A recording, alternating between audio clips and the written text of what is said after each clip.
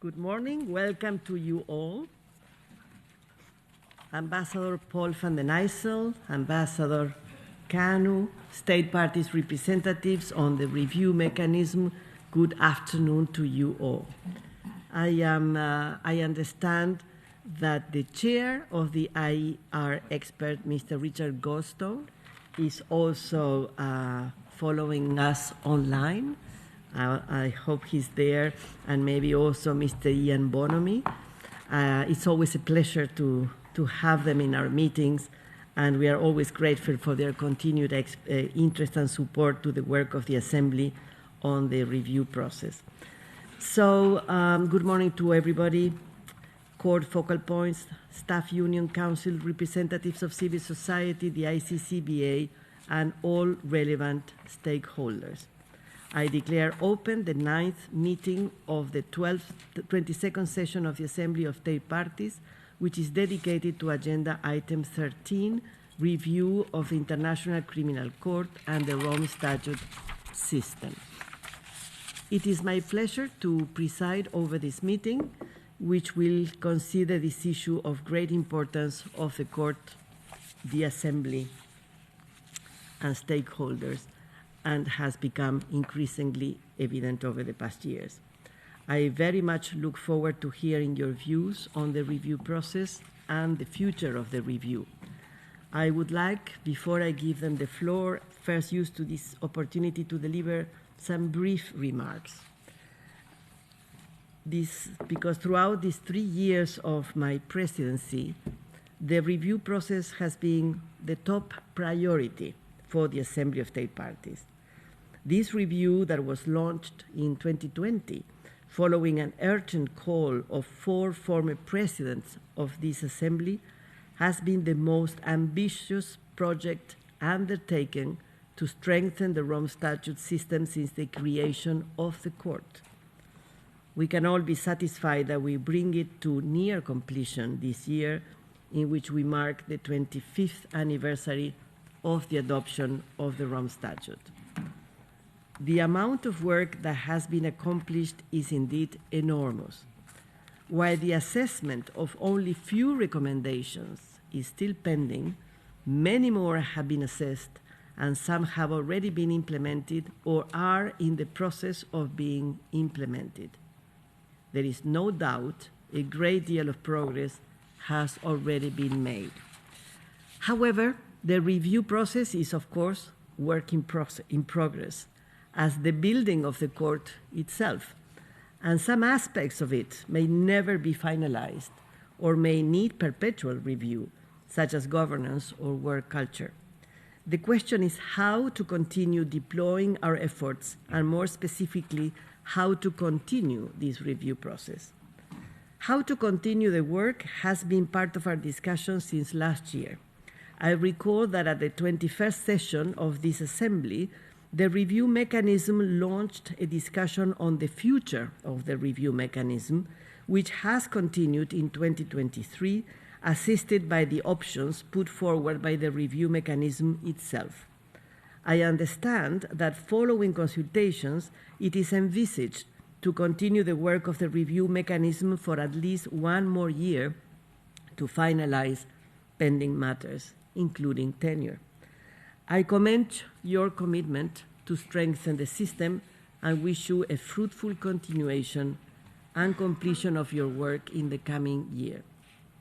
As I will not be accompanying this continuation of the efforts, I wish to use this opportunity to express my recognition to all those who took part in this ambitious undertaking within the Assembly, the Court, and civil society.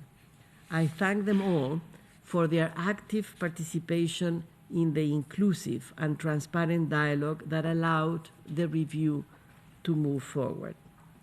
I commend the Court, in particular, an essential partner in this complex exercise, for its crucial contribution and proactive approach to the recommendations of the independent experts. I know that it was not always easy to reconcile its demanding work at the Court with the need to provide inputs to various issues and take part in the meetings of the review. Without the court's commitment and contributions, the review would have not been possible. So thank you. My special recognition goes to the leaders of this process, the special representatives dedicated to the review, Ambassadors Michael Canu and Paul van den Eysel, who led us all in this difficult journey with the assistance of the country focal points. I also wish to recognize the important work done by the Assembly mandate holders in support of the review mechanism. They have all contributed to significantly advancing the work of the Assembly on the independent recommendations. And last but not least, I wish to express on behalf of the Assembly our gratitude to the independent experts themselves for their hard work in producing an impressive set of sound recommendations for us to work upon. I also commend them for their willingness to continue to assist the process by participating in the meetings in order to provide background and information on their thinking in relation to the recommendations under consideration. Their helpful presence was welcomed by state parties and other participants. And to conclude, I also thank the Secretariat that assisted this exercise, also in addition to its many other tasks. I encourage you all to continue the good work in the future.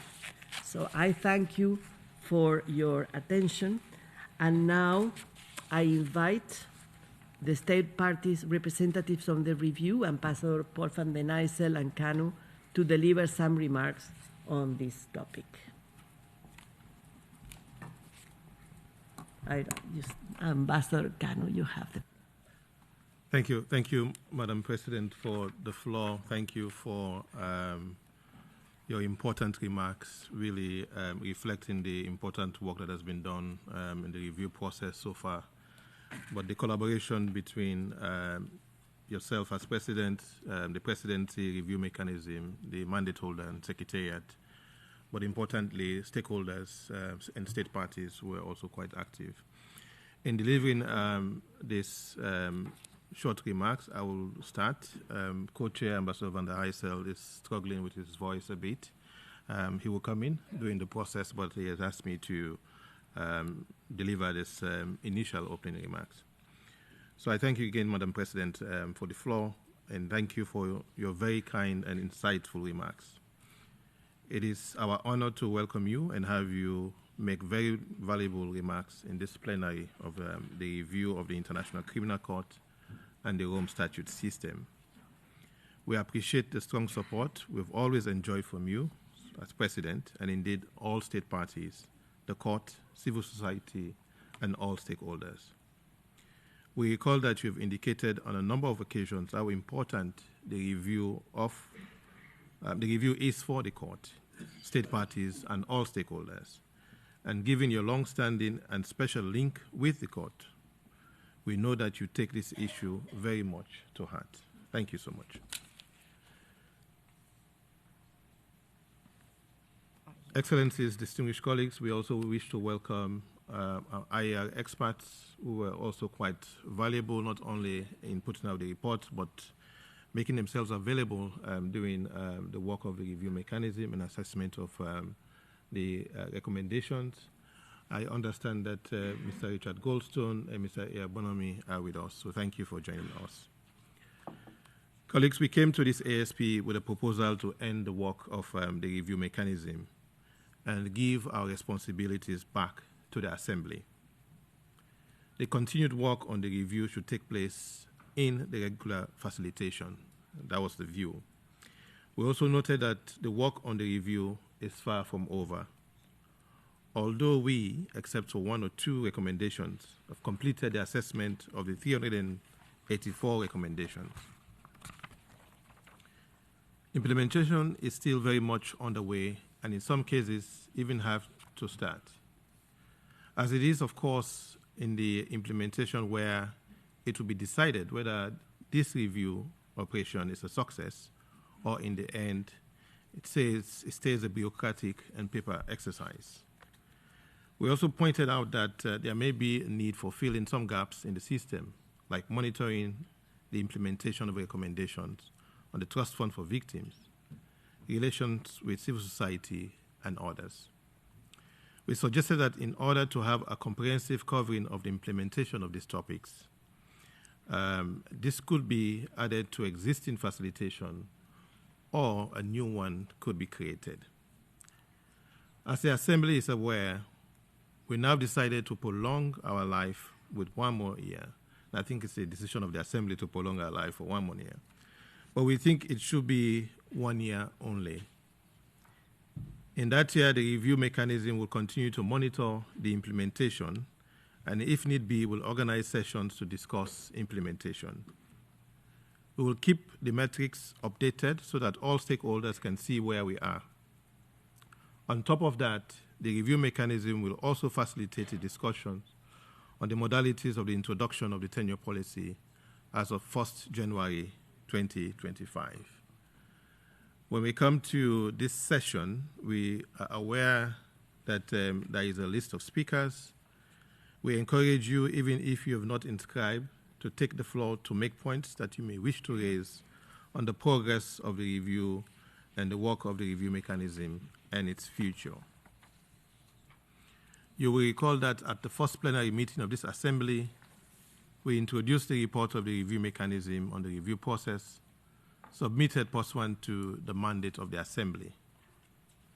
We reported that the review mechanism had held 7 meetings in 2023, 2 as a platform for discussion to focus on the assessment of remaining IR recommendations, 4 roundtables and 2 meetings to discuss a recommendation that had already positively assessed in 2022, that is recommendation 105 on tenure. The review mechanism completed the assessment of the recommendations which he had assigned itself as a platform for discussion in a comprehensive action plan. The review mechanism allocated recommendations to different facilitations as a platform for discussion. We welcome the work of the facilitators on the IER recommendations and are grateful that they have made good progress and in many cases completed the assessment of the recommendations assigned to them as a platform for discussion in the comprehensive action plan. As regards the metrics on progress in the assessment of the IER recommendations, we plan to circulate it as soon as possible. The idea of the matrix is to give an overview of where we are in the review process, both on assessment and on implementation. The matrix will be included as an annex to the report of the review mechanism submitted to the ASP. We would like to once more highlight that the matrix is a living document which we intend to update regularly in order to provide a regular overview of the state of the review. Madam President, thank you again for the floor, your leadership, and I yield back the floor to you. Thank you. I thank you. Ambassador van den Eyssel, would you like to add any remarks? No, thank you. Michael said everything I think we can say at the stage. And I only want to join him in thanking all those who were involved, including the IAR experts who are following us online, I'm told. And I hope at next meeting my voice is a little bit better. Thank you. I thank you. So then I would now like to invite the court to make some remarks. Mr. Hirad Abtai, you have the floor. Thank you, Madam President. So as you mentioned, 3 years, it took 3 years between September 2020 and let's say November 2023 for the court to, together with under the auspices of the ASP, of course, to assess those recommendations, all of those that were assigned to the court. These recommendations really concerned, they were sometimes court-wide, sometimes organ-specific, and sometimes thematical to the core mandate of the court, for example, cooperation, victims issues, defense matters. Madam President, as you mentioned, the work was enormous. there are 384 recommendations spread across 348 pages.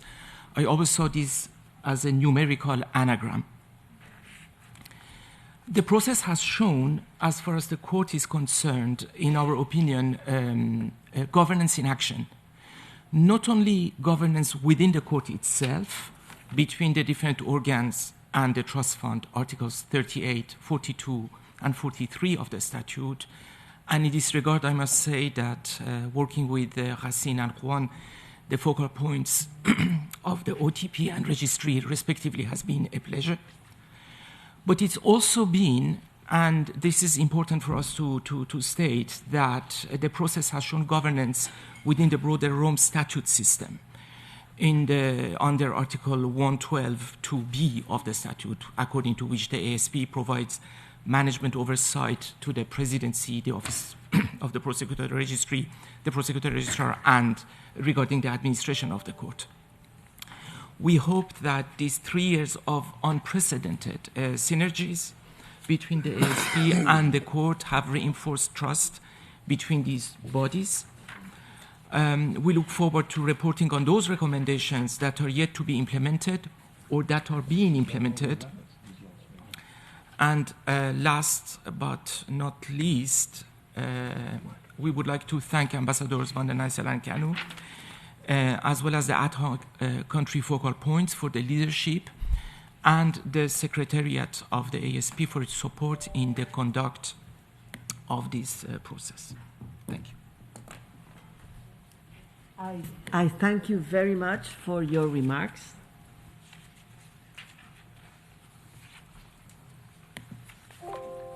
I give the floor to Ms. Umu Ba from the Guinean National Coalition for the CICC. Ms. Ba, you have the floor.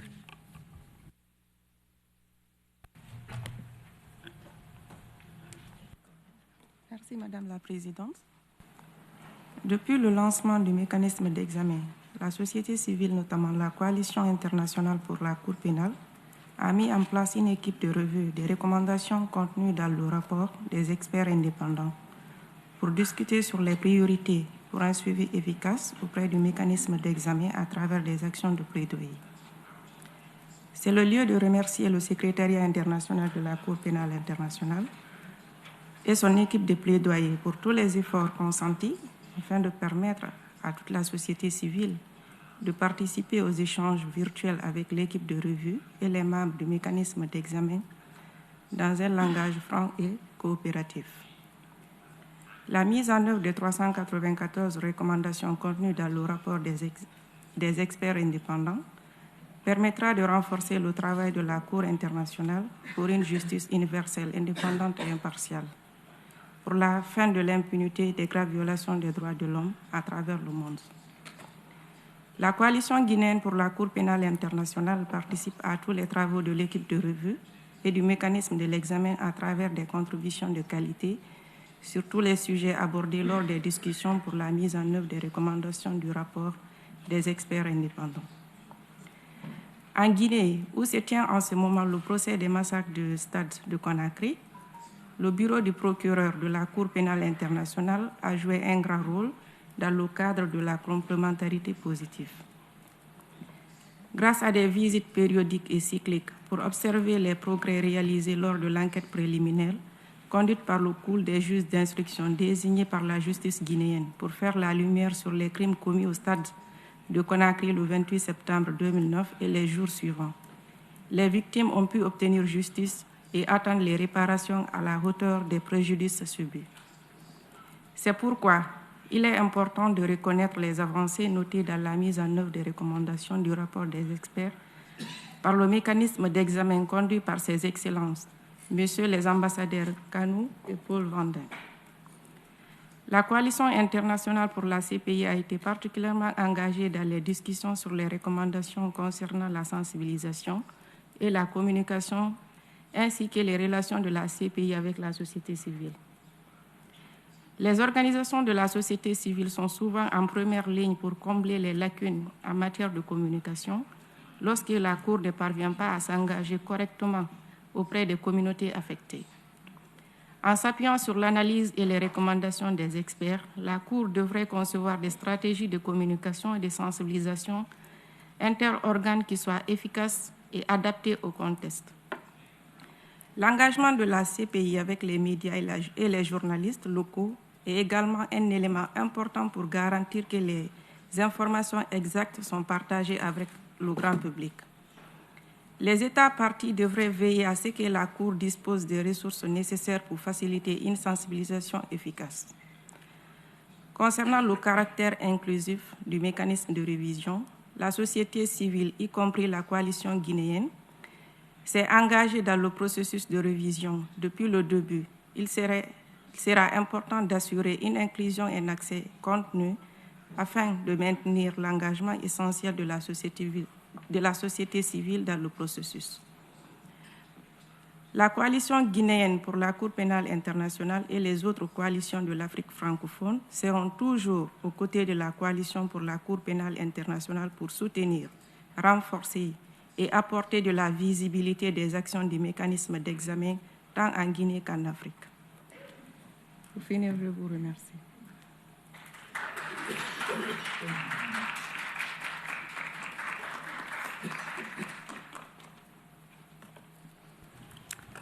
I thank you.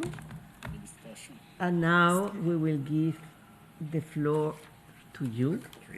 The first one on my list is Finland, Ms. Berna Atkins, legal advisor at the Embassy of Finland, The Hague, on behalf of the Nordic state parties, Denmark, Finland, Iceland, Norway, and Sweden. Ms. Atkins, you have the floor. Thank you, Madam President. I have the honor of speaking on behalf of the Nordic states parties, Denmark, Iceland, Norway, Sweden, and my own country, Finland. The review process has been an immense joint effort. We wholeheartedly thank the review mechanism, the state party representatives, and the country focal points for their work and guidance in the past years. We extend our appreciation for the Assembly mandate holders and the court focal points. We welcome and commend the court's efforts and engagement in the process. As we near completion of the assessment phase, our focus will be on implementation. This is a crucial, if not the most important part of the review process. We need to find the best ways of overseeing implementation, guided by efficiency, transparency, and inclusiveness. We thank the review mechanism for the latest report and for the non-paper on the future of the mechanism. The Nordic countries share the conclusion of the paper that the mechanism has fulfilled its mandate. However, we support the compromise achieved to extend the review mechanism by 1 additional year. Moving forward, we wish to see implementation oversight become part of the regular work streams and structures of the Assembly of States Parties. It would make sense to utilize, to the extent possible, the existing ASP structures in overseeing the implementation of individual recommendations and the overall progress. The respective facilitations could take up the responsibility for follow-up on implementation. Recommendations that were assessed under the review mechanism should primarily be allocated to existing facilitations. Alternatively, some key recommendations, such as those related to workplace culture, could be addressed directly under the working groups. The Bureau could have responsibility for overall monitoring with the support of the Assembly Vice Presidents. Madam President, the Nordic countries place particular emphasis on an inclusive and healthy workplace culture, staff well-being, and gender equality. We acknowledge the efforts of the court so far and encourage continued commitment and steps towards concrete results. We note with concern some of the recent findings of the IOM. Overall, we call on the court's leadership to engage meaningfully with staff. We believe that active participation by staff in the implementation of recommendations, including through the Staff Union Council, is key to sustainable results. The Nordic states parties remain committed to the review process and to ensuring that the ICC and the Rome Statute system are optimized to deliver on their core mandate of fighting impunity and delivering justice for the victims. Thank you. I thank you for your remarks, and now I give the floor to France.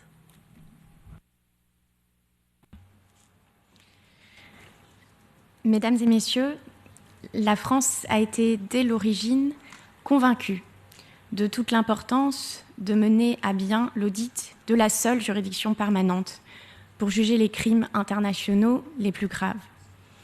Nous félicitons le mécanisme d'examen et les points focaux pour le travail immense accompli et nous saluons l'engagement des organes de la Cour. La France se réjouit de la mise en œuvre des recommandations prioritaires, ce qui démontre l'importance que ce travail se poursuive. Elle souligne en particulier l'importance de vérifier les candidatures pour les postes électifs le plus en amont possible des élections et de manière permanente. L'adoption aussi d'une politique des mandats est également une avancée très importante. La France salue la déclaration de Syracuse, adoptée en octobre, sur la vision stratégique de la CPI pour la prochaine décennie. Cette déclaration participe en fait à la mise en œuvre des recommandations des experts indépendants. Elle vise notamment les États à favoriser le développement de formations spécialisées sur la justice pénale internationale, là où on en a le plus besoin. Comme le projet que je cite, REACT, Regional Atrocity Crimes Training Platform, porté par l'Institut de Syracuse lui-même et soutenu par la France, qui vise à renforcer les capacités nationales en particulier. La déclaration de Syracuse prend aussi note des principes éthiques pour les juges pénaux internationaux, adoptés à Paris le 15 mai 2023. Ces 25 principes servent une justice qui se doit d'être irréprochable et d'incarner la plus haute moralité, et sont une référence qui devrait être inscrite dans notre résolution Omnibus, comme un guide pour tous les juges internationaux. Le mécanisme d'examen a presque accompli sa mission et a pleinement démontré son efficacité. Nous saluons le maintien de son mandat afin de sécuriser ce qui est acquis et de finaliser ce qui doit l'être. Madame la Présidente, je vous confirme l'engagement résolu de la France pour soutenir la progression de la Cour, pour qu'elle soit toujours plus forte, et de cet outil efficace que constitue le mécanisme de suivi des recommandations. Je vous remercie. Je vous remercie. And now I give the floor to Ms. Tom Barwick, Deputy Head of International Justice and War Crimes of the United Kingdom of Great Britain and Northern Ireland. Mr. Warwick, you have the floor. For giving me the floor. On behalf of the United Kingdom, I'd like to thank Ambassadors Van Ysel and Kanu for the continued excellent work as State Party representatives on the review mechanism. I'd also like to thank Bangladesh, Chile and Poland as country focal points, the court focal points and the ASP Secretariat for all the support it has provided to the review mechanism. This year is an important milestone in the review process. We congratulate the review mechanism for its role in assessing all but a few of the 384 recommendations. As we further move into the implementation phase of the review process, we must build on that momentum to fully implement all positively assessed recommendations. As a committed supporter of review, the United Kingdom has engaged closely in discussions on how we best achieve what is a shared goal. We now have clarity on the way ahead, and that's to be welcomed.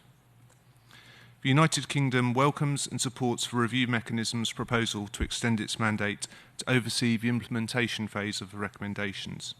It's right that we build upon the expertise and experience that has been accumulated over the last 3 years, and we're delighted that Ambassadors Van den Ysel and Kanu have agreed to remain in their roles. Furthermore, we welcome the review mechanism's appointment to lead work finalising a tenure policy for the court to be introduced on the 1st of January 2025. This is one of the crucial recommendations to bring further new ideas and creativity into the court. We look forward to continuing to work collaboratively with states parties for court and civil society to ensure that the ICC remains a dynamic and effective institution, best able to ensure accountability. Thank you. I thank you, and I give the floor to Mexico. Presidenta, por darme la palabra. Señora Presidenta, México reconoce el trabajo del mecanismo de revisión para el seguimiento e implementación de las recomendaciones contenidas en el informe del Grupo de Expertos Independientes. No es menor que este año avanzamos casi en la totalidad de la evaluación de las 384 recomendaciones, por lo que expresamos nuestro agradecimiento a los copresidentes, los embajadores Michael Canu y Pom van den Eysel, así como los puntos focales de Chile, Polonia y Bangladesh, además del Secretariado de la Asamblea de Estados Parte por su ardua labor. Consideramos que la extensión del mandato del mecanismo de revisión por un año es adecuada. Ello permitirá finalizar la evaluación de las recomendaciones sin continuar con la implementación de aquellas que fueron evaluadas positivamente o de manera positiva con modificaciones. Durante el 2023, subrayamos la continuación y el avance importante en recomendaciones que van desde la cultura laboral, la adopción de un sistema de mandato, el Fondo Fiduciario para Beneficio de las Víctimas, la participación de las víctimas en los procesos de la Corte, las reparaciones y asistencia a las mismas, la visión estratégica de la Corte para la próxima década, la relación con la sociedad civil, entre otras. Con miras a los trabajos para el 2024, México desea expresar nuestro interés en avanzar en la implementación de las recomendaciones pendientes, que permitan que el sistema del Estatuto de Roma sea más eficiente y que permitan alcanzar sus objetivos de justicia integral. Consideramos que debemos prestar especial atención a las recomendaciones relativas a la cultura laboral. Queda claro que sobre este tema queda mucho por hacer. Es de suma preocupación leer el informe del Mecanismo de Supervisión Independiente, el cual arroja que de los 35 nuevos casos recibidos este año, 20 sean relativos a denuncias de acoso, incluyendo acoso sexual y o abuso de autoridad. Rechazamos totalmente este tipo de conductas, las cuales no, repito, no pueden seguir ocurriendo. Tenemos que encontrar las fórmulas necesarias para desincentivar estas conductas. La Corte debe ser un lugar seguro para trabajar para todo el personal. México seguirá pugnando porque en la Corte Penal Internacional se construye una cultura laboral bajo un clima de respeto. Reconocemos que, como todo esfuerzo de mejora continua, la implementación de las recomendaciones ha sido un trabajo conjunto de diversos órganos de la Corte Penal Internacional, así como de los Estados parte en su conjunto, sociedad civil y de los que asumen facilitaciones, mismas que tienen asignadas algunas recomendaciones, ya sea de manera individual o conjunta. Señora Presidenta, México se ha involucrado de manera activa en este proceso desde sus inicios, tanto en el marco de los grupos de trabajo de La Haya como de Nueva York.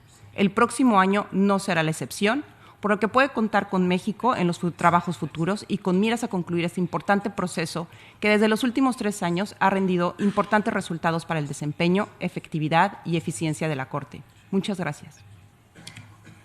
Muchas gracias a México.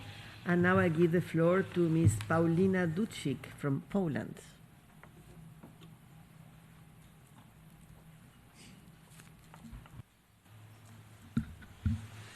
Madam President, distinguished delegates, Poland, as a member of the review mechanism at country focal point, has the privilege of being closely involved in the review process from its very beginning.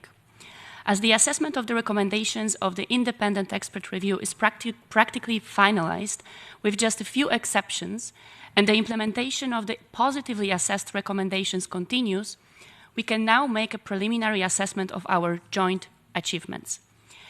In 2023, the focus has already shifted to the implementation of positively assessed recommendations. However, as we have said on many occasions, the review process is not a box-ticking exercise. The review process, especially within the priority recommendations like working culture, is an ongoing commitment that requires a continued engagement on the part of state parties and the court. This ongoing commitment will ensure that the tangible outcome of the review process does not fade, but contributes to improving the efficiency of the Rome Statute system. In Poland's view, one of the most tangible results of the review process will be an introduction of tenure policy, to which we are ready to commit. We believe that an effective and practical system of tenure will encourage fresh thinking and bring more dynamism to the court. Distinguished delegates, we should be practically particularly proud that despite the many pressures the ICC faces, despite the unacceptable acts intended to hamper the court's independent mandate, the implementation process of the IER recommendations has not slowed down. This year has shown that even the challenging circumstances in which the court operates do not make us forget about the need to improve its functioning. What is more, it is because of all these challenges that we should all be even more determined to support and reinforce the ICC so that it can fulfill its mission of investigating and prosecuting the perpetrators of the most serious crimes of concern to the international community as a whole. Poland is truly proud to be able to contribute to this collaborative effort to strengthen the court and is ready to continue its engagement in the review process as a member of the review mechanism. Several delegations generously state that the review mechanism is a victim of its own success. This success could not have been possible without the personal commitment and dedication of many people involved in the work of the review mechanism. At this point, if I may, Madam President, I would like to wholeheartedly thank the review mechanism state party representatives, Ambassador Paul van den Eyssel and Ambassador Michael Kanu, for their able leadership. I thank my fellow at-country focal points, colleagues from Chile and Bangladesh, and of course the court focal points, Hirat, Racine, and Juan, for always being ready to fully support the work of the review mechanism. Last but not least, I would like to express my deepest gratitude to the Secretariat, especially to two people without whom we would not have succeeded. Gail and Aaron, thank you so much. You have provided us with invaluable support and help in fulfilling the mechanism's mandate. Thank you so much, Madam President. I thank you. And now I give the floor to Switzerland.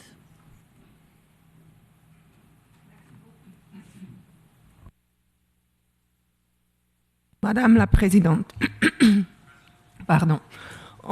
Au cours de cette assemblée, nous avons eu l'occasion de rappeler le rôle crucial que la CPI joue dans la défense et la promotion de l'état de droit.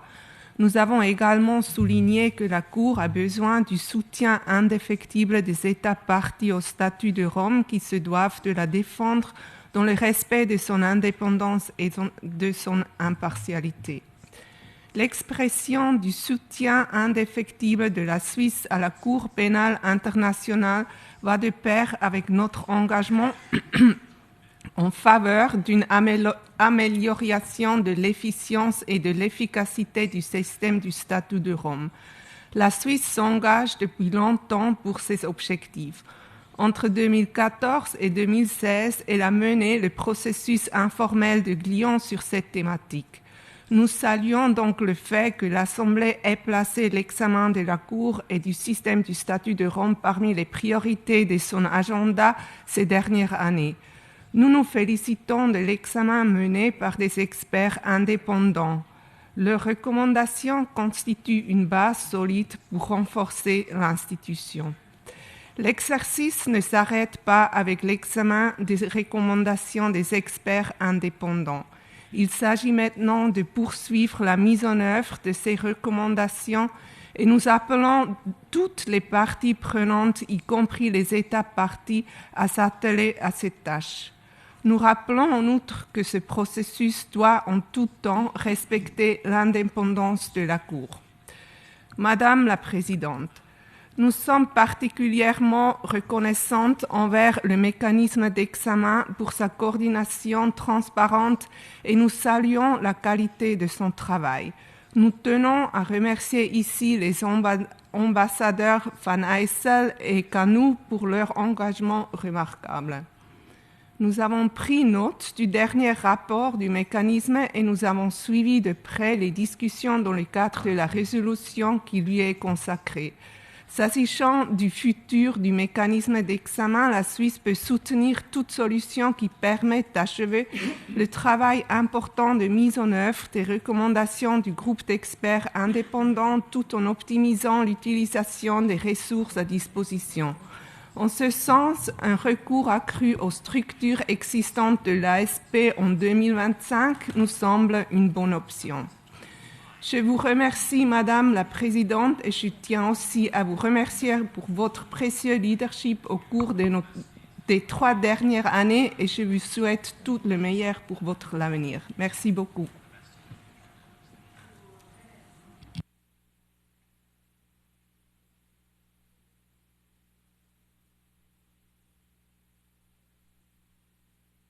Sorry. I thank you, and I would like to ask whether any other delegation wishes to take the floor. I give the floor to Chile. Gracias, señora presidenta. Mi delegación celebra los avances alcanzados durante 2023 en la evaluación e implementación de las recomendaciones del Grupo de Expertos Independientes, como ha sido reflejado en el informe del mecanismo de revisión. Si bien aún quedan tareas pendientes, en particular en materia de implementación, creemos que el proceso de revisión ha revitalizado la interacción entre la Corte y los Estados partes. En la visión de Chile, la tarea realizada por este mecanismo es fundamental para el robustecimiento del funcionamiento de la Corte, por lo que reiteramos nuestro compromiso con este proceso en el que Chile ha ejercido como punto focal. Respecto del futuro del mecanismo, apoyamos que se busque una alternativa para que en la próxima asamblea se pueda racionalizar la implementación a través de los facilitadores temáticos designados por la mesa. Creemos que el non-paper sobre el futuro debe ser tenido en cuenta luego de este año de trabajo que le espera al mecanismo. Coincidimos en esto, por supuesto, con lo expresado por el embajador Cano en este punto, en tanto representa la postura del mecanismo. Durante 2024, mi delegación da la bienvenida a que el mecanismo continúe desarrollando su trabajo y asimismo Chile expresa su voluntad de continuar participando en el mecanismo como punto focal durante el periodo siguiente en apoyo de los representantes de los Estados partes, embajadores Van den Eysel y Canu, a quienes expresamos nuestros agradecimientos por su liderazgo en esta materia, así como al secretariado, en especial la persona de Gael Ramutar, que ha dado una asistencia indispensable. Muchas gracias, señora presidenta. Muchas gracias a Chile. Y now I give the floor to Uganda. Good morning, Madam President. I have the honor to deliver these remarks on behalf of the delegation of Uganda. I would like to thank Ambassador Paul Van den Eysel and Ambassador Michael Imram Kanu and the at focal points, Bangladesh, Chile, Poland, for the tremendous work done on the review mechanism. Since its appointment, the review mechanism has carried out the mandates of the 19th, 20th, and 21st sessions with you, Madam President, which you so ably chaired with much dedication.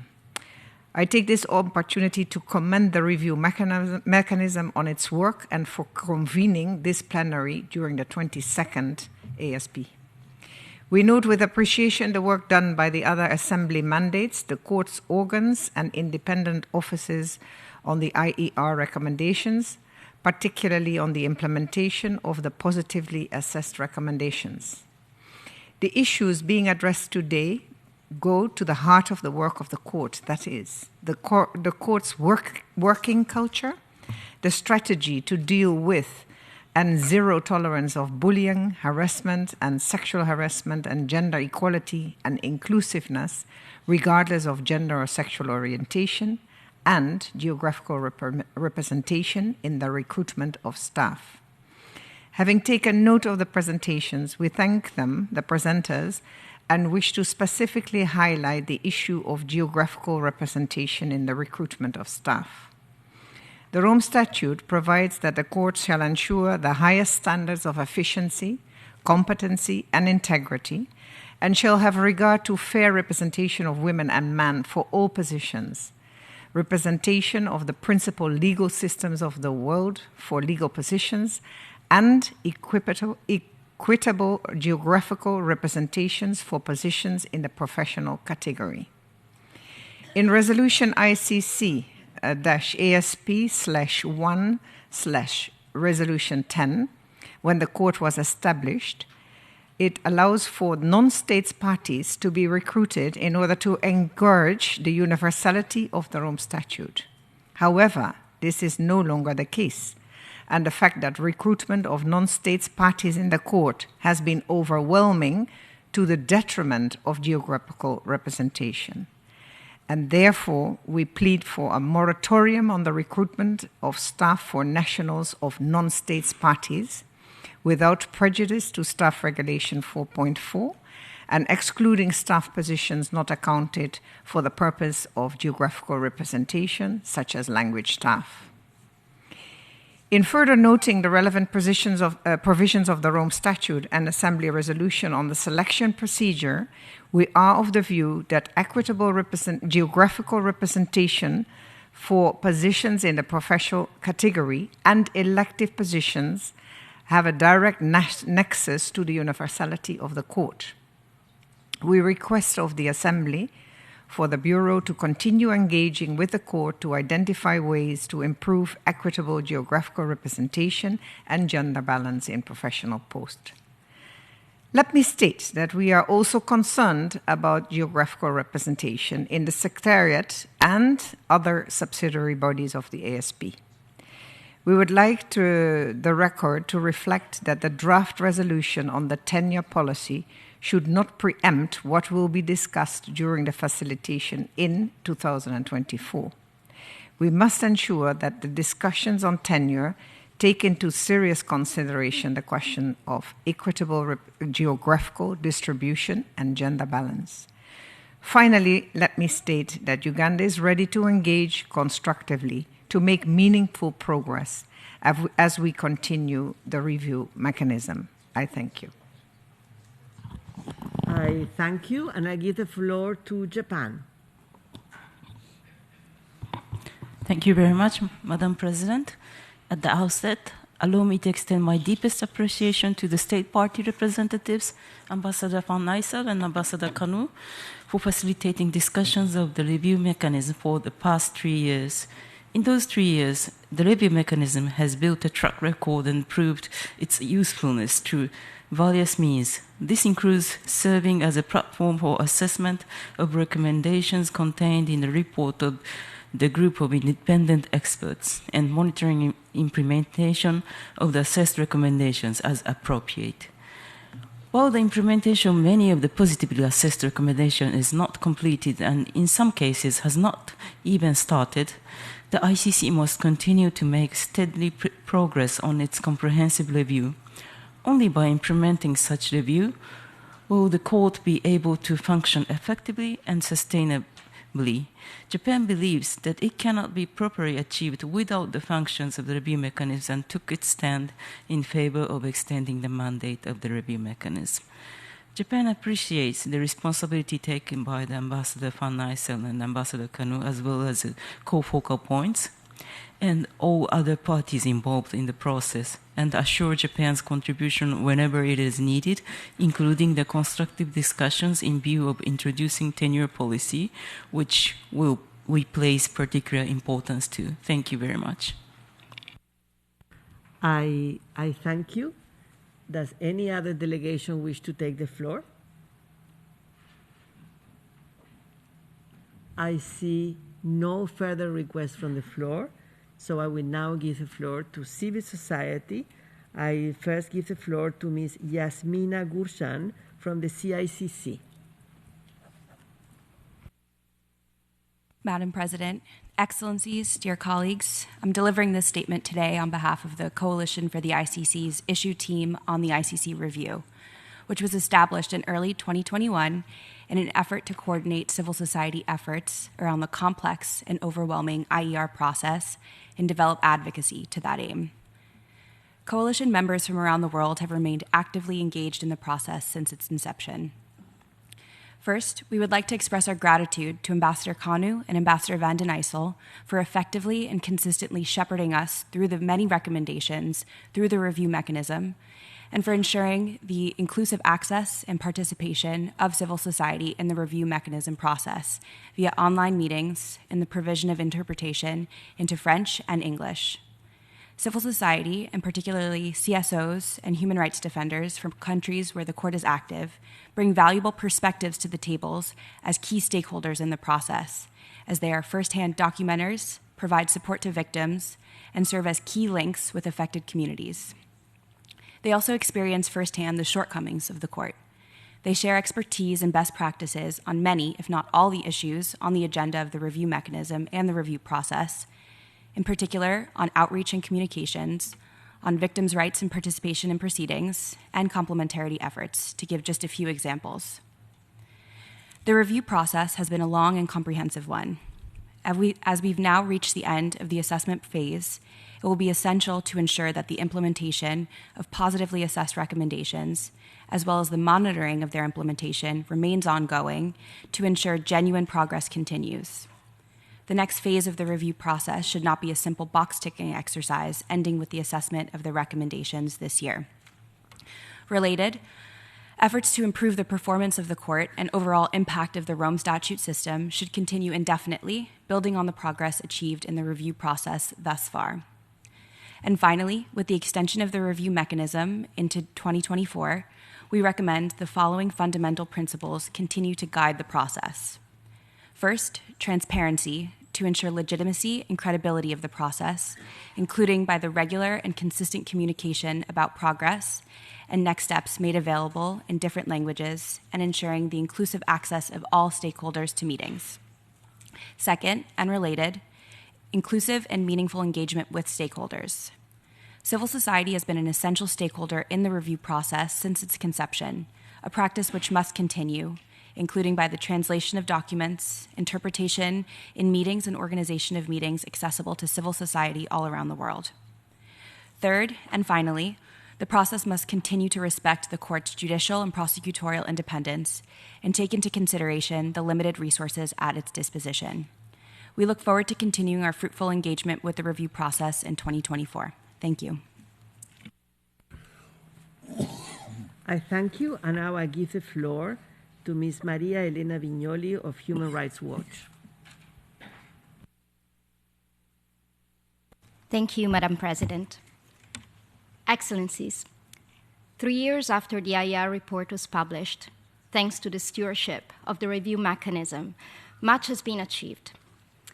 But efforts to strengthen the court's delivery of justice should remain on the court's agenda in partnership with the Assembly and civil society.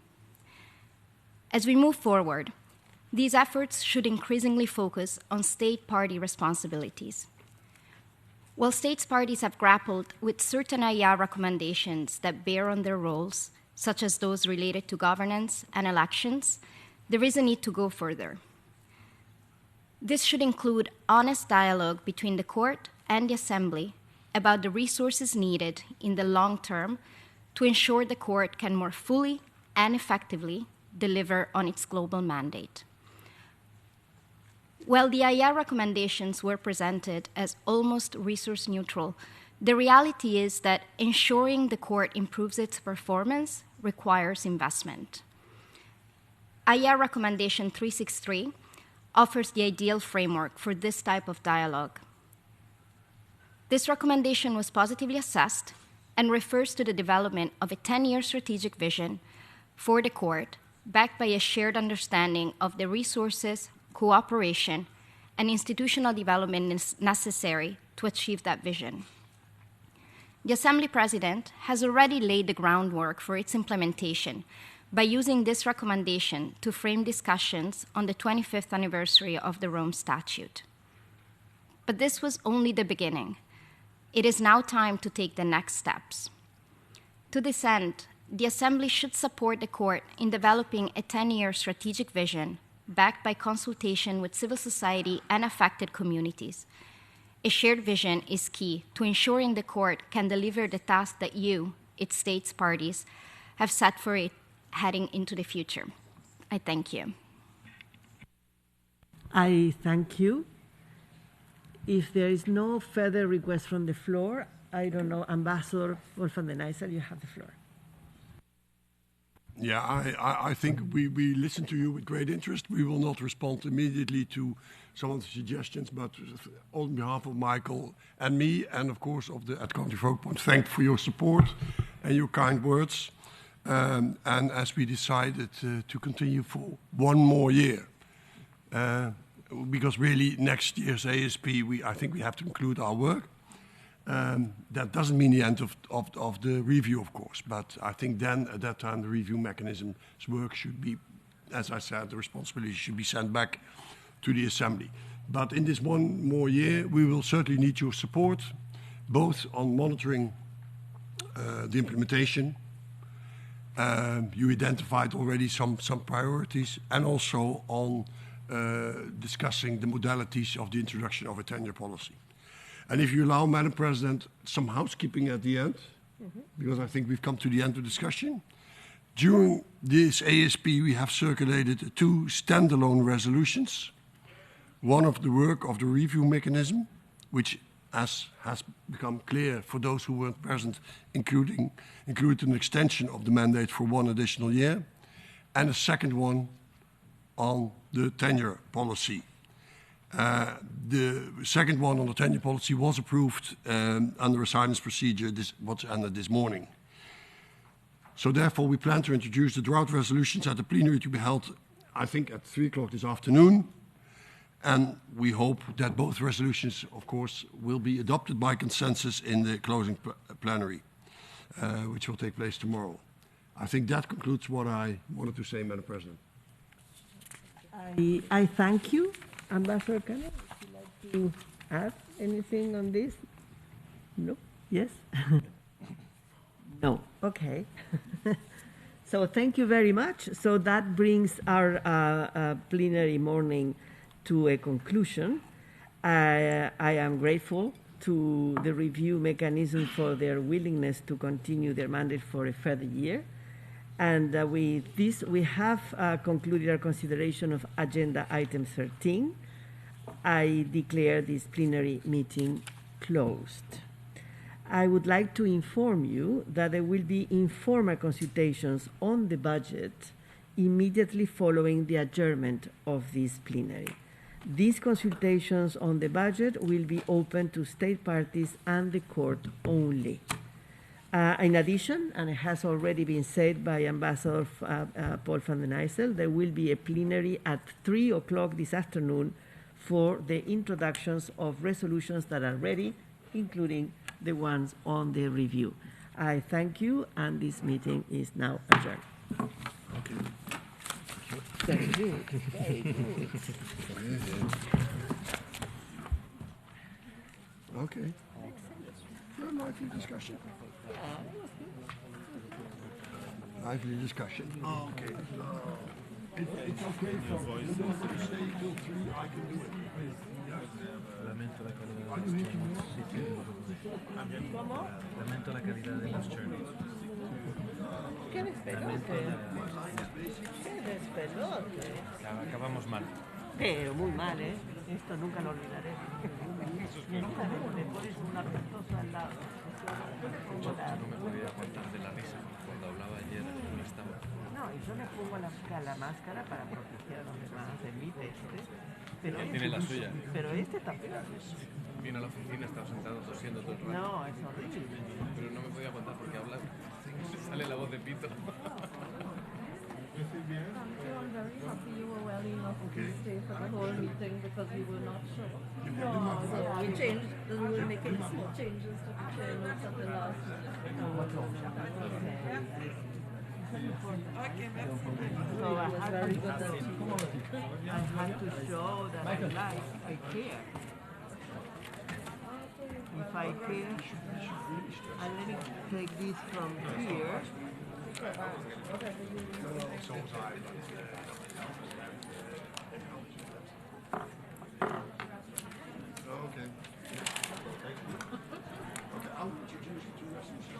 How do you go back to normal? I haven't been able to get that. I touched something, but I yes. Need is this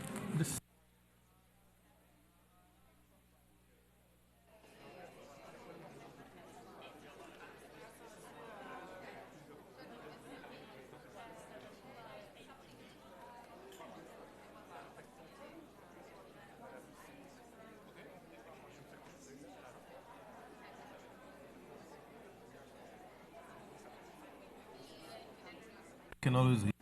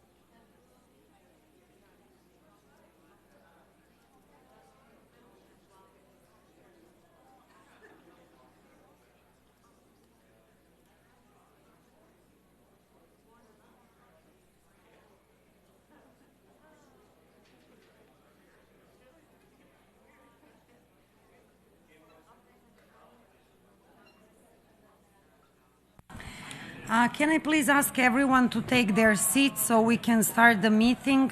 Thank you very much.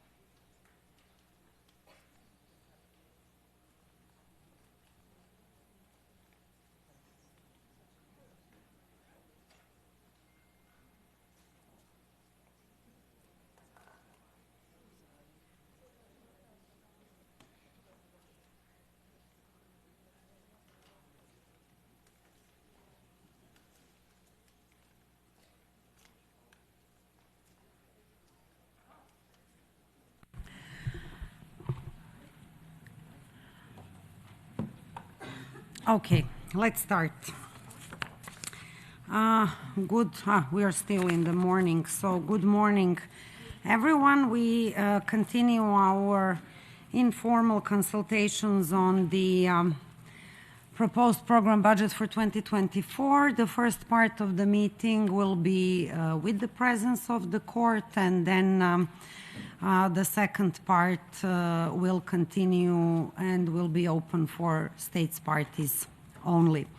So while we have the court with us, you received late last night the scenarios we agreed to ask the court at our yesterday's meeting, as well as the proposal tabled by Ireland yesterday and the group of states parties. And also you received approximately half an hour ago, I emphasize it for those who maybe haven't seen it, just the final adjustments to the scenario.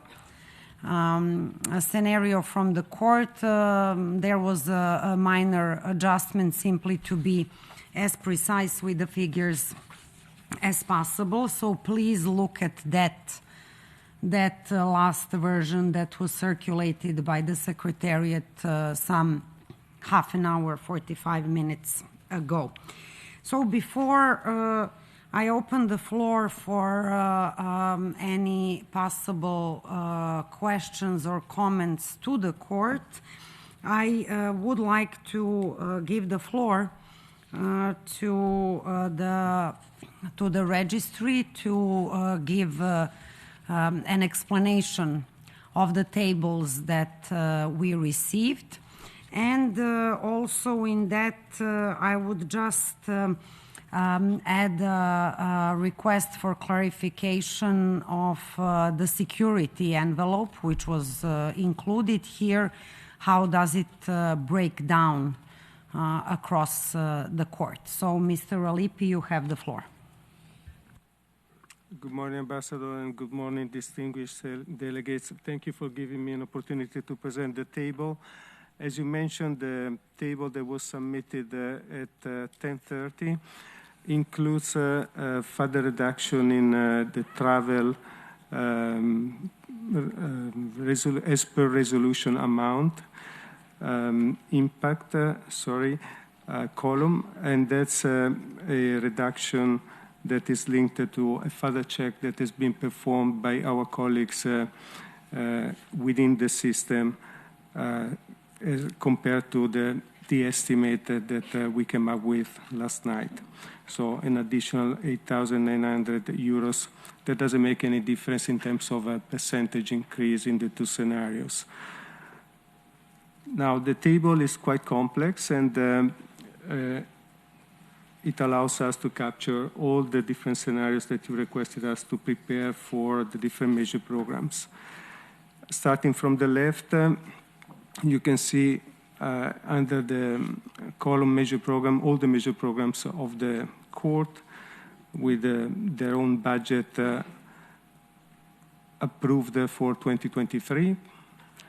Then we have the 2024 proposed budget at the CBF level. So after all the recommendations of the CBF and the reductions recommended by the CBF, which, as you know, is an increase compared to the 2023 budget level of 8.7%. Then moving right, for the registry, following the withdrawal of the charges by the prosecutor and the termination of the judicial proceedings, the registry communicated a reduction in resources for the Mokon case of 943,500, so that's been reduced against the CBF level. There was also a decision in the facilitation of legal aid to have an increase in the envelope for legal aid of 200,000. So that's indicated in the following column as an addition.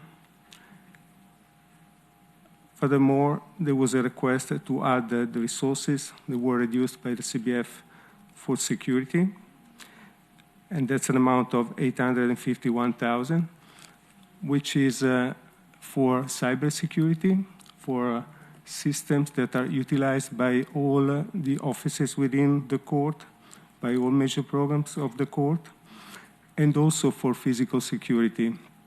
That is in the amount of 420,000, more or less. And that's for close protection to the principals of the court, to the prosecutor when he travels, in his missions to the field and in other areas where close protection is needed, but also for security analysis to assess the security risks that are attached to the various missions of the various staff of the court, be it the prosecutor staff or the defense when they travel to the field, or for witnesses protection and so forth. So that's all included in that 420,000 that has been added as part of 851,000. The following column gives you the level of the travel budget after the CBF reductions for each major program.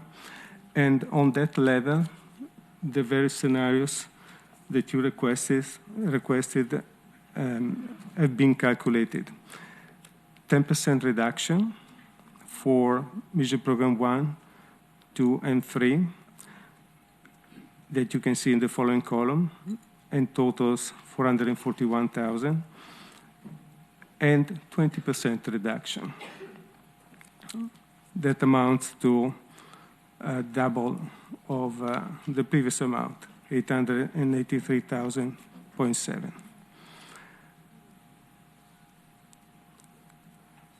There was then a request to present the amount that is equivalent to 2% increase in the vacancy rate for the OTP, and that amount is 944,000, which is a reduction for the OTP in the staff costs envelope if there is a decision to move from 8% currently used for the budget 2024 to 10%.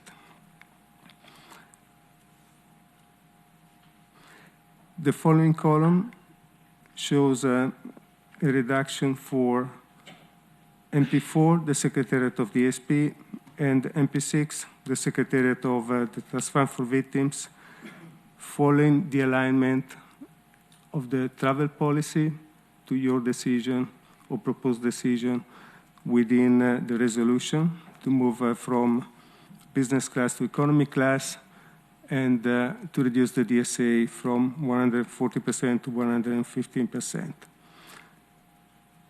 The total amount between the two is 135,900. The next column has an increase for the Secretariat of the ASP of 102,400. That is the sum of the meeting for the advisory committee on nomination, should there be an additional meeting, and that's an increase of 22,800, and a position, B3 level, for 6 months, legal officer in the Secretariat of the ASP. The next column includes the resources for 3 positions for the Trust Fund for Victims, the Secretariat Trust Fund for Victims, in a total amount of 122,400, as indicated in the scenario for the Trust Fund for Victims, 1 position in the HQ and 2 positions in the field. So we then come to the totals. Total for scenario A includes all those variances, up or down, depending on the scenarios created and requested by you, with a reduction in travel of 10%, and total B with a reduction in travel of 20%.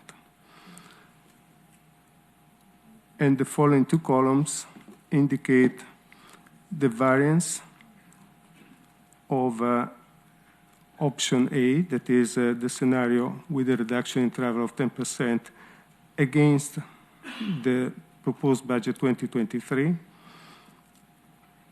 variance in amounts and variance in percentages. So if you were to go for a reduction of 10% in travel, you would have, considering all the other adjustments, an overall increase of 8.1%. And then finally you have the increases for option B, that is a scenario with a reduction in travel of 20%. And in percentage, it would be an increase of 7.2% against the 2023 budget. So this is the table summarizing all the scenarios that you requested. It's quite complex. I hope it's clear. Should you have any questions, we're at your disposal to address them. Thank you. Thank you. You have also received, as per request to the OTP yesterday, for the prioritization. In the OTP, you received the response by the OTP, and I would like to give the floor to the OTP to give us, to present what you sent as a response yesterday. You have the floor. Thank you, Madam Facilitator. Good morning, everybody.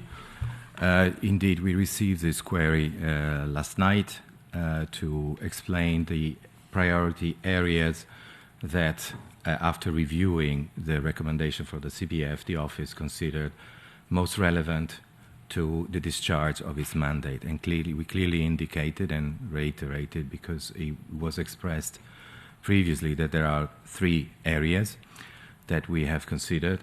And the first one is the country expert. As you know, it is important for each team in the active investigations that the office is conducting to have relevant knowledge of the situation. The ICC is not like ad hoc tribunals that can benefit from building up and creating economies of scales from cases in the same situation. It has to start over and over again every time there is a new situation. That complicates the matters. And in addition, there are cultural, historical, and political aspects that are key to conducting the investigation and prosecution and understanding the reasons sometimes for certain specific groups to become target of attacks by the factions at war. So it's really relevant for the office to have it. The CBF did recognize the need for that and approved or recommended for your approval a number of positions, 3 out of the 7. So for us, it's really relevant to assure that all unified team can progress at the right speed and deliver result, to have this kind of specific expertise in each team. Therefore, our priority is to have these positions. The other position that we indicated as a priority is in fugitive tracking. We have 17 outstanding hours. The office is working on additional suspects and possibility of requests to have issuance of hours in several different situations. And it's important for us to follow the fugitives and the suspects. Therefore, it is important to start building a structural function instead of borrowing resources from the team, depriving the team of investigator to have ad hoc temporary follow-up. No national institution would work like that in trying to track suspects. And we have plans to improve that even more in the future, but we need to start from somewhere, and this entails only one position. Finally, we had requested already in the last budget negotiation to strengthen the capacity of the Office of the Prosecutor, in this case the immediate office, to interact with stakeholders, namely states parties, oversight bodies, and also other organs of the court, to promote improvement and updates of policies and other mechanisms through which the court can improve the way it operates and the way it interacts with external stakeholders. Cooperation, and so far is one of the examples, and you've seen, if you were present at the discussion this morning, the IR recommendation. So to make that position structural to the office is key, and so that is the other area that has been mentioned in the answer by the office. Clearly, we do understand, and we read the query in that sense, that there was a request to have consideration for the limited resources. We do. And we do have already a reduced number of positions that have been recommended by the CBF, but mindful of the fact that we may have to be asked to stay within those resources, we will flexibly adjust so that these priorities that I just indicated can be accommodated within the envelope that is provided. We cannot right now tell you which position exactly would be the one offsetting another one, because that requires an analysis at the end of this assembly once the figures are settled and we can count on a firm budget. But this is the commitment of the office, has always been, using flexibility to stay within the resources given. In this line of thought, because we're talking about resources given, I would like to add one thing, which is in relation to what Ivan Alipi from the registry had just mentioned with regard to vacancy rate. Vacancy rate is something which is applied to established position to account for the churn, for the recruitment in normal times. It is the funds for salaries of established posts, which instead of being 100 in the case of the OTP, to use a round number, is 92 because of 8%. What happens in reality with the dynamics and what we have experienced is that during implementation there are things that happen. You see that in the proposal for the 2024 budget, the CBF acknowledged the fact that there is an increase that happened in 2023 of UN Common System, which is a contractual obligation. There was not in the approved funds of the budget of 2023. Therefore, the court had to absorb. How can you absorb an increase in salary of existing staff? By not filling vacant position. It's a managerial decision to ensure that the existing staff can continue to operate. But so the higher than usual vacancy rate is not a sign of a lack of will to hire, it's a sign of a lack of funds to hire, and the fact that funds are being managed properly so that the funds that you state are providing are used and no more than that. So it takes then leaving positions open, thus affecting the speed with which the office can progress to stay within the budget. Increasing the vacancy rate, and you see the amount that is at stake, almost 1 million, means depriving the OTP of the capacity. It's not helping, it's not curing the disease, it's actually making it worse because it gives less flexibility, less capacity to act because the funds are further reduced. Instead of giving 92, you give 90, and you still have a problem, and we know that there might be additional increases in new and common system which have not been considered within the envelope recommended by the CBF because they were just estimates. But it's likely to be the same situation that we had in 2022 and 2023. And also be mindful of the fact that the Office of the Prosecutor in 2023, so the budget for 2023, was only given the 2022 UN Common System and nothing else, not even the inflation on non-staff cost. Therefore, if you look at the implementation of the 2023 budget, you will clearly see it, even to cater for additional expenses due to the increased pace that is sought to progress in investigation and prosecution, which means witness cost, general operating expenses cost linked to the presence in the field, which means additional missions to expedite the investigation, had to call for additional resources not given, because on non-staff costs, not even inflation was given in 2023. Where did the OTP find the funds? By leaving vacancies. This is not helpful. This is not healthy. It's hampering the pace of delivery. So adding 2 percentage points more on vacancy is cutting capacity. So I advocate and urge you to consider the implication of such a solution or alternative. Thank you. Thank you. I would also like to give the floor to the ICC presidency because, of course, these scenarios affect everyone. So you have the floor.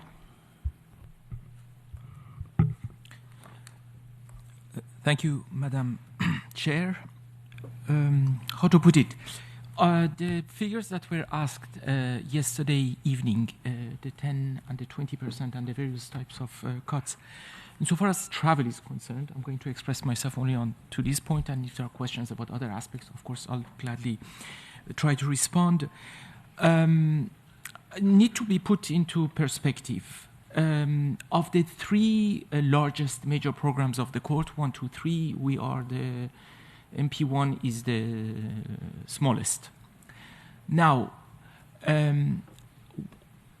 it is really important to understand why there is this increase in our travel request. And then you look on that basis, against that, you could see what's the effect of the cuts that are being proposed, whichever, I'm not getting into the percentage, but in general. The president the president certainly is meant to be the face of the court. He, she participates in cooperation and universality mandate of the court, contributes to that. So travels partly are linked to that. Another aspect of the travel increase, that's an ongoing matter, but the travel increase for 2024 is based on the biggest part of that, the significant part of that is based on the election of 6 new judges. Now, how does that impact? The judges will need to be brought, all of them, to the seat of the court for the solemn undertaking.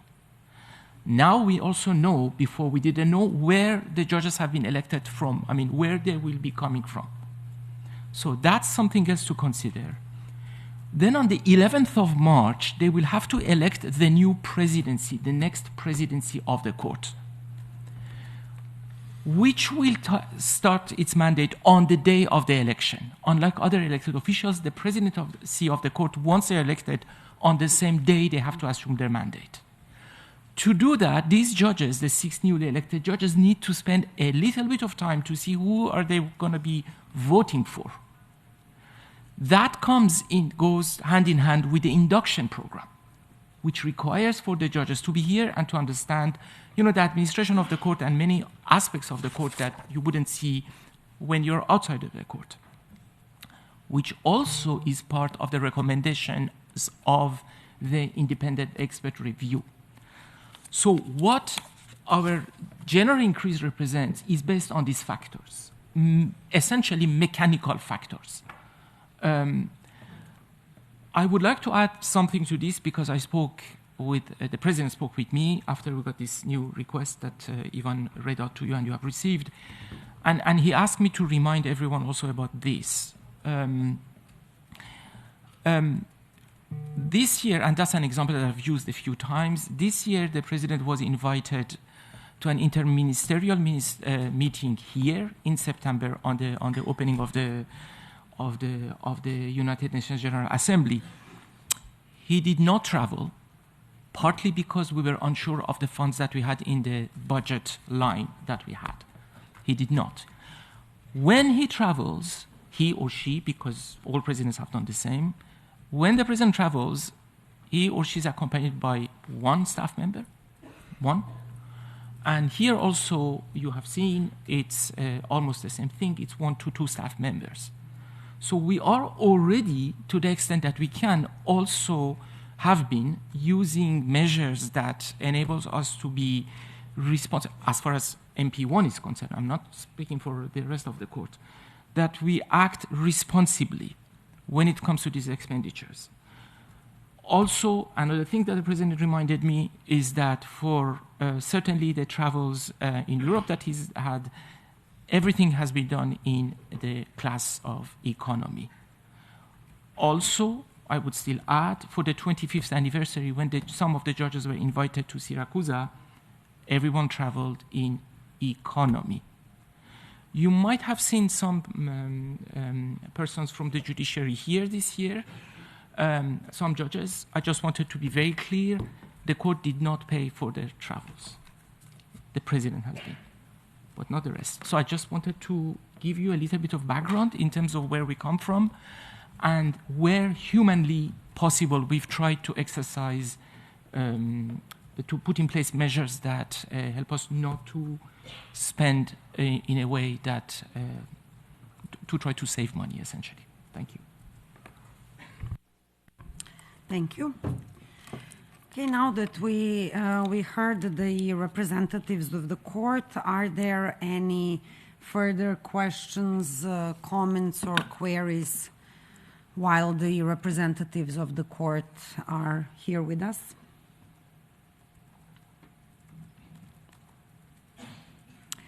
I give the floor to Sweden. Thank you, Madam Chair.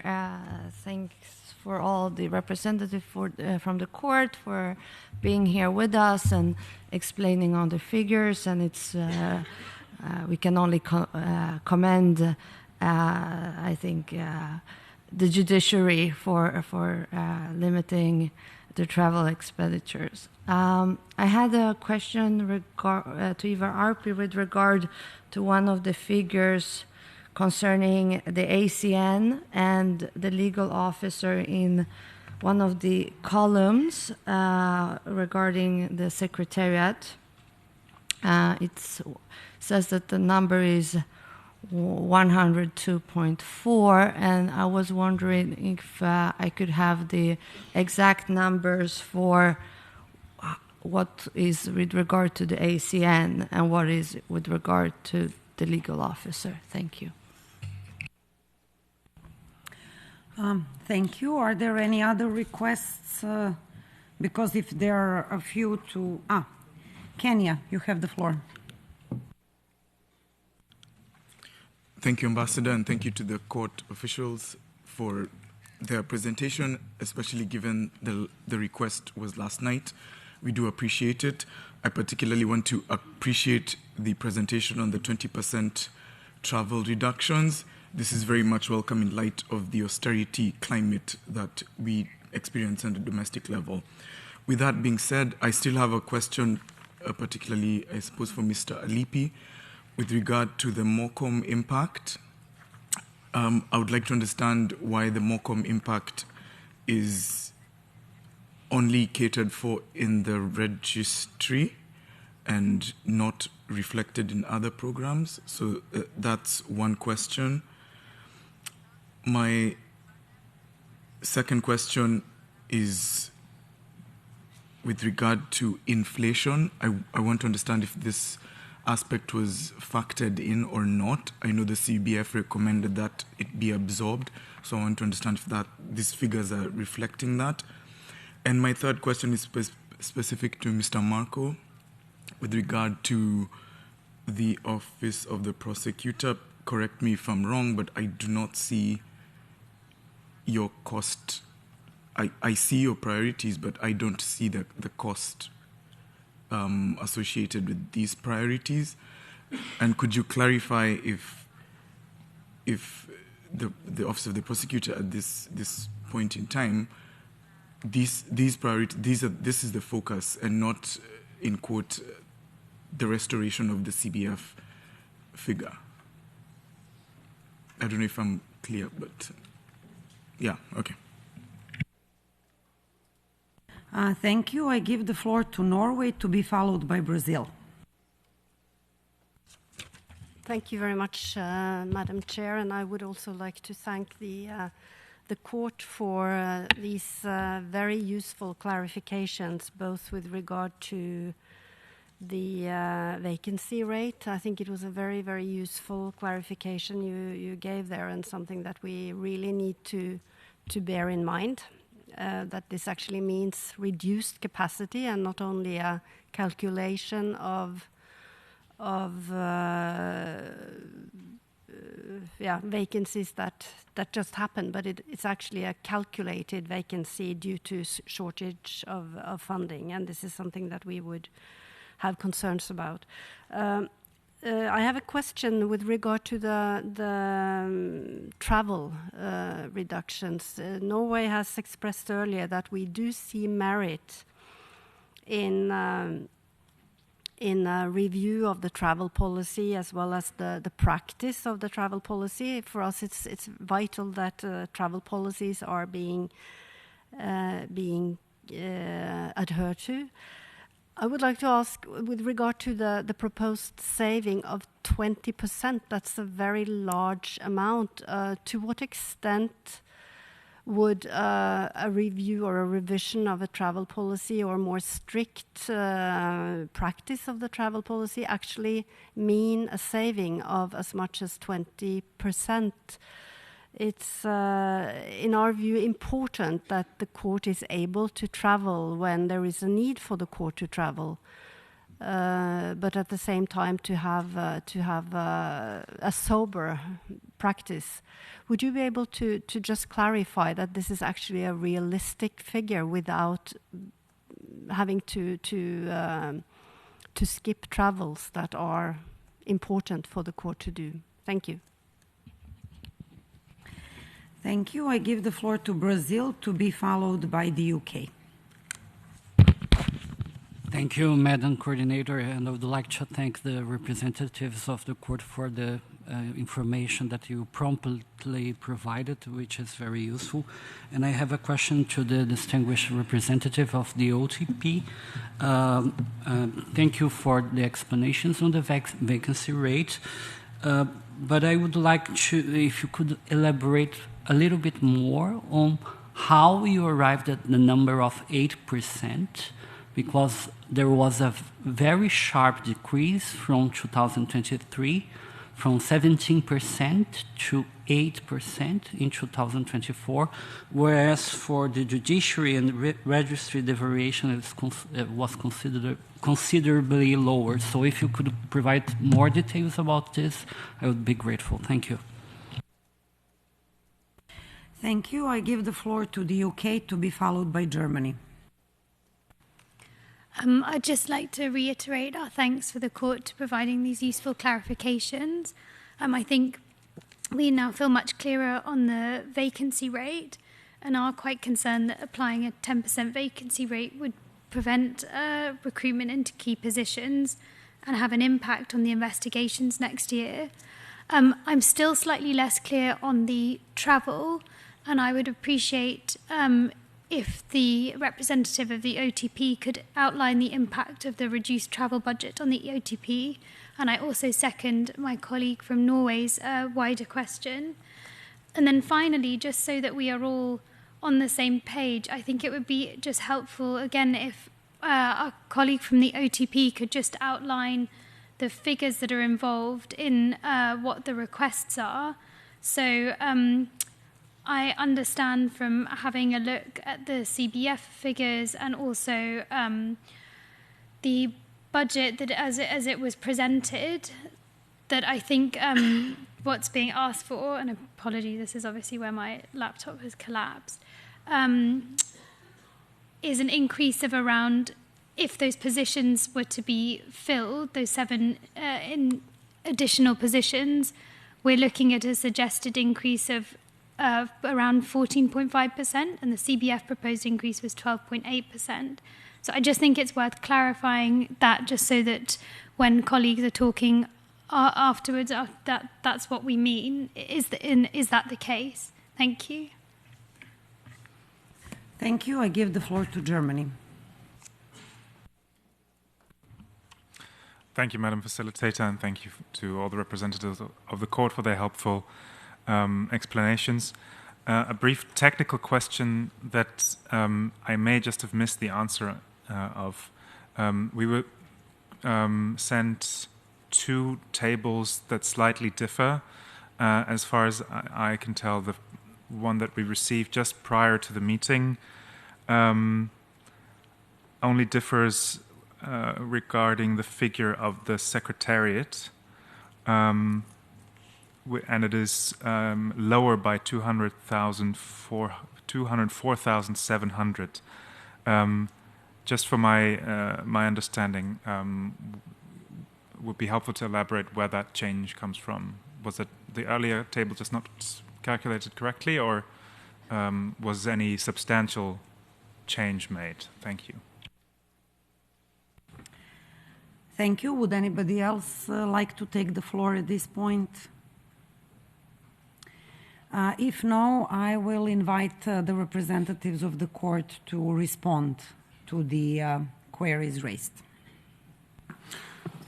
Thank you. Thank you for your questions and comments. Starting from Sweden's question, the 2 amounts for the total of 102.4 that you see as an increase for the Secretariat correspond to ACN meeting 22.9 thousand, so 22,800 euros, and legal office 6 months 79,500. Now, moving to the questions from Kenya, no, the inflation of 3% is not included in the numbers that you see here. You may recall that the CBF recommended not to approve this increase. Therefore, this table does not include the 3%. I will leave it to my colleagues, Hirad and Marco, to explain the resources following the withdrawal of the charges in the Mokon case.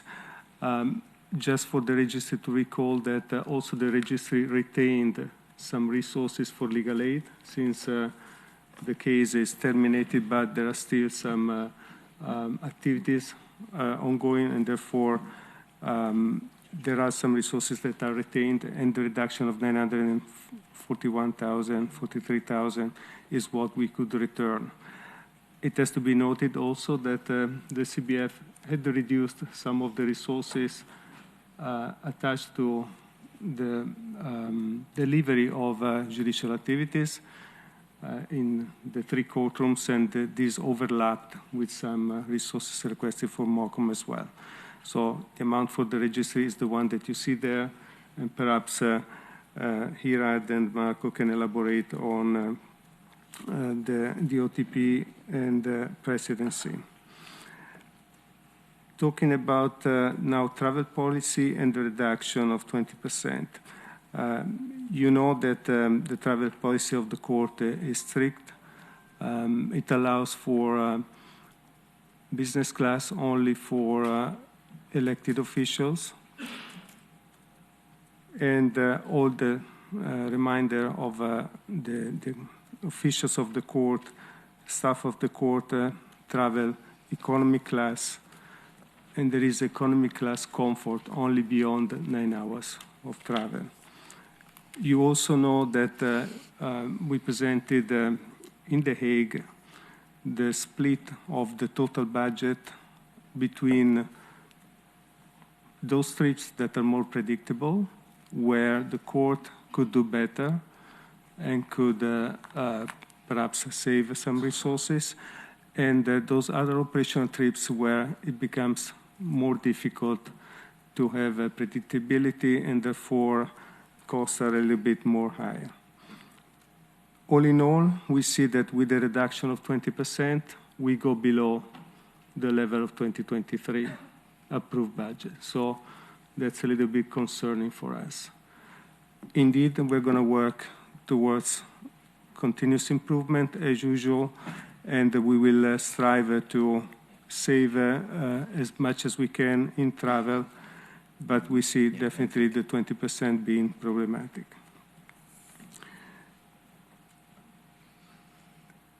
There was a question from Germany on the variance in the Secretariat ASP's total budget. We apologize. That was a mistake in the table that you saw earlier. The first version sent out included the resources, the 102,400, rather than in addition, it was in reduction. And therefore now by adding, you see double increase. So that's the explanation. I would hand over the floor, with your permission, Ambassador, to Hirad and Marco to complete the question on MOCO. Thank you. And to follow up on the other questions for the OTP. Thank you.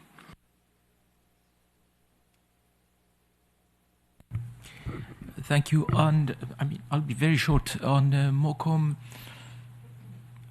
Actually, in September, when we already had the first session of the presentation of major programs, I already informed everyone, and I will do it more formally here, that upon the withdrawal of the charges against Mr. MOCOM by the prosecutor, the position of the judiciary, it's not that it changed. We had already mentioned that in the proposed program budget, we renounced essentially the calling of all 6 judges on a full-time basis. That is so because we had already said in the proposed program budget that all 6 judges would need to be called if the charges were confirmed against Mr. MOCOM.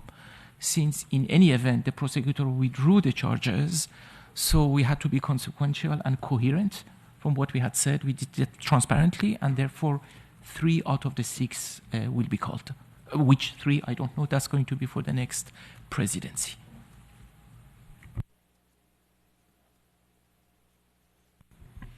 Thank you, Madam Facilitator. Thank you for the questions raised. I jot them down. If I, by any chance, overlook one, please do remind me.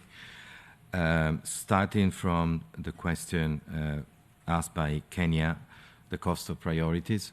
The cost of the 3 priorities area and the people involved in that is around 950,000 euro.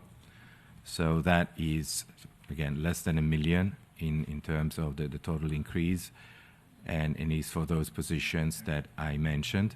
And again, as I explained in my previous intervention, ideally this would be a small sacrifice to provide the capacity that we request to priority figures.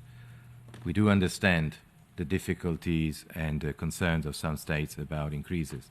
So we always, the court and the OTP in particular, stay within the budget, even at the cost of leaving positions vacant.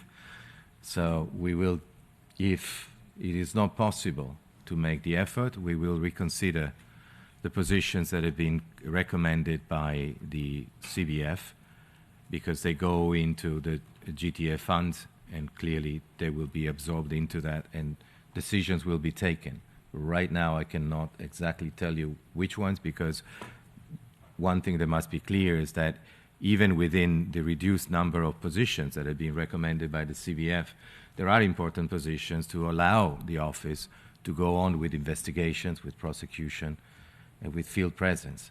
Therefore, any sacrifice, any offsetting will be at the cost of something else. It's not indifferent. Therefore, it requires an analysis done so that in case it's not on top of what you're currently considering, it will have to be absorbed. I hope this addresses your concern in that area. The second point about travel, as Ivan mentioned just before, I read the date, it was November 10th, the court provided the two annexes on travel expenses, and in particular provided the split between the operational expenses linked to for the OTP mission and those that can be considered more predictable. The aim of the split was to provide the states with an indication of what missions could be planned in advance, thus allowing for savings. For the OTP, the total cost, I have it in front of me, is 76,700 euro out of the request of 2.6 million. So that is the proportion that we are talking about. The 20% clearly would eat up on the missions. Yeah, it would eat up 20% of 76.7 on, let's say, official missions, not linked, let's say, the prosecutor attending the African Union meeting or the UN Security Council here in New York when it doesn't do it in video link as it's recently started doing. But the rest will impact on mission. So it will reduce the capacity to deploy. And 20% in addition to the cuts of the CBF will probably bring the level of the funds for travel below the approved budget of 2022. So 2 years later, with more activities to do, less budget for operational missions. So definitely there would be an impact if that is the decision of the states. The question from Brazil about the vacancy rate, in terms of the vacancy rate is an historical trend that is calculated in regular times. So what would be the churn, the rotation of people that happens while business as usual, not in exceptional times. You may have noticed that there was a very much lower churn during COVID. People were not leaving the organization, they were staying in the organization, so the vacancy rate decreased. Yet, in the budget proposal, we stuck to 8, which was a more relevant historical figure. So in preparing the budget, we try to take into account the reasonable and historical trend to guide us, not percentages that are influenced and affected by exceptional events. In the case of the 2023 budget, and even the 2022, is the fact of the UN Common System increases that were not factorized into the approved funds given to the court, and so the OTPE had to manage. And so the managerial choice made was to leave position vacant so that operations could continue, and the existing staff could be paid according to the contractual obligations incurred by the court with the contract.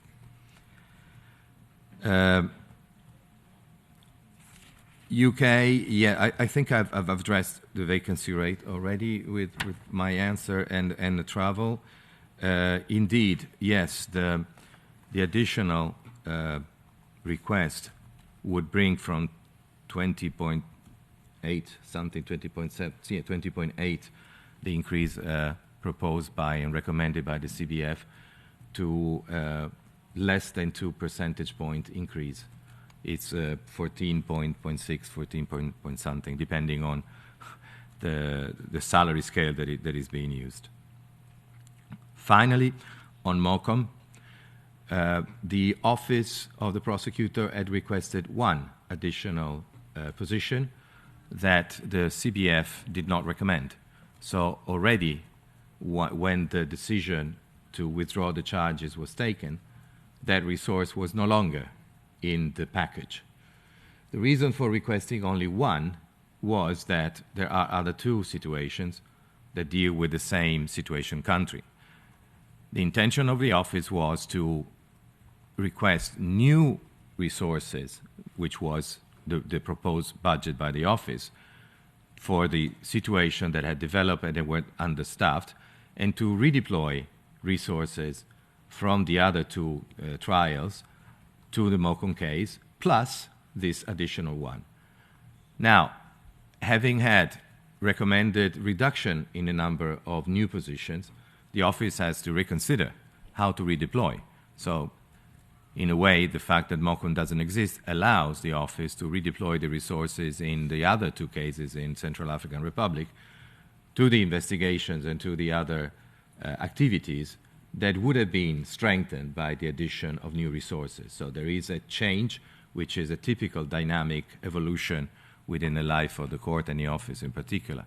So that's why the impact on the recommended level by the CBF for the office was zero, because the only resource, new resource that had been requested had already been not recommended, so was not included in that.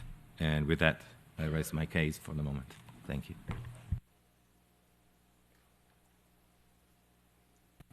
Thank you. I would like to thank now to the representatives of the court for being with us in this meeting to give further responses and clarifications to be fully clear about all the information we received last night. Thank you very much. And now we will continue in the states parties only format, so we will give a couple of minutes to the representatives of the court to leave.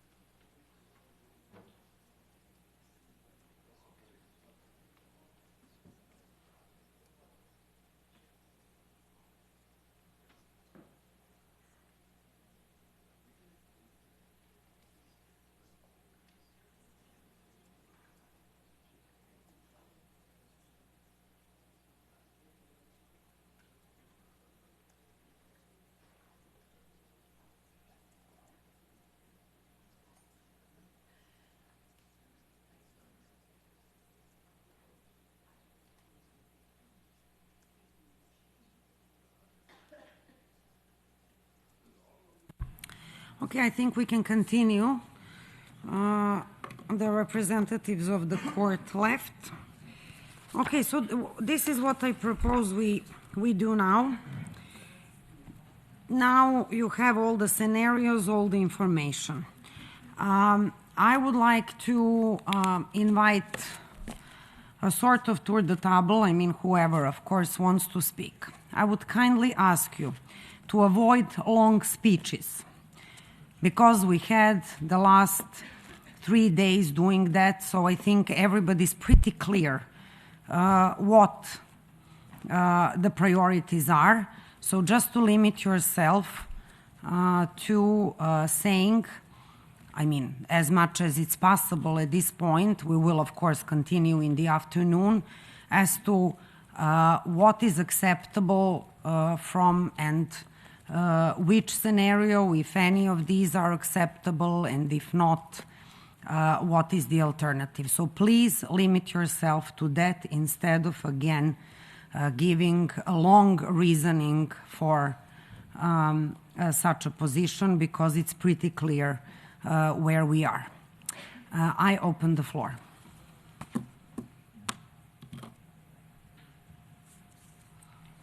I give the floor to the Netherlands. Yes, thank you very much, Ambassador. I have a preliminary question concerning the scenarios that were presented. So on the table, we have, for example, the OTP vacancy rate reduction, which was raised, I believe, by one delegation, whereas the OTP priority positions, for which there was a lot of support during the meeting yesterday, were not included in the scenarios. I wondered what the reason is for that, and whether there will be new scenarios calculated by the court, and how these will be presented to the states parties. Thank you. Do you want a new scenario? I think it's useful that we have scenarios, including the points for which there's a lot of consensus. You mean a lot of support? Thank you. To be clear on this, please specify which scenario you want, so that we can be very precise by asking that scenario from the court, because it needs to be produced within the next couple of hours. I would suggest including the priority request from the OTP, and I believe also the positions from the Trust Fund for Victims should at least be included in options that are presented to the delegations.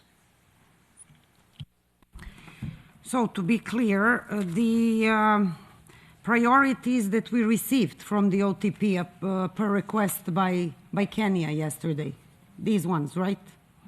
Yeah, because I think we even have the figure for that, because it was specifically asked now while the court was present. So I think it's pretty easy to, I mean, if you want the scenario, of course, we will ask for it, but I think they said, please remind me, but they gave, somebody asked, so they gave the exact figure for these positions. Yeah, it's 950,000, I know that, but yeah. My request is, if a new scenario will be presented, to please include those items for which there is a lot of support, and not items for which there's no support yet.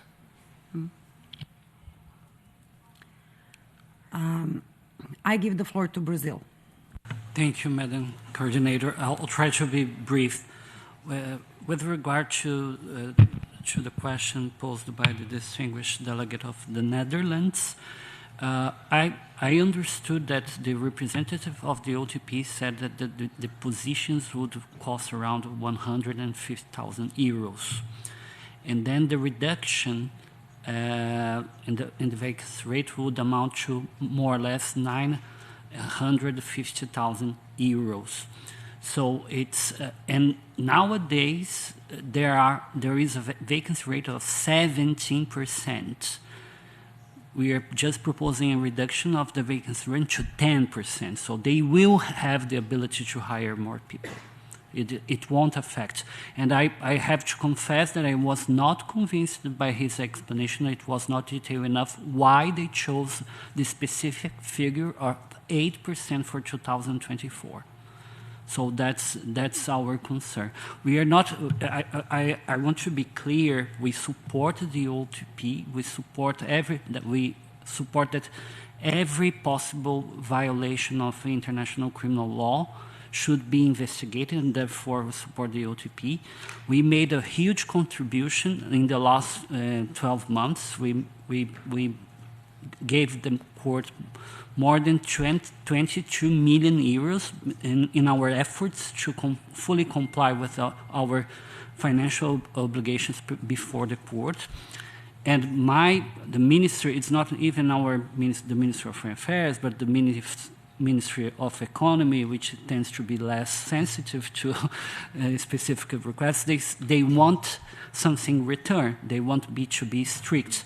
And I see in the scenario that the court kindly provided this morning that in any way, in the worst scenario for the OTP, there would be an increase of 10.2% in their budgets. So it's nothing, it's not draconian what we are proposing. Thank you. Thank you, and I don't want to jump into your bilateral debate. Just wanted to tell the Netherlands in response. There was a proposal by Ireland and the group of countries in which you were also yesterday. It encompasses all this that you asked for now. And that proposal, of course, garnered support yesterday. We heard it from a number of states parties. On the other side, we had the proposal of Canada and Mexico, which also garnered support.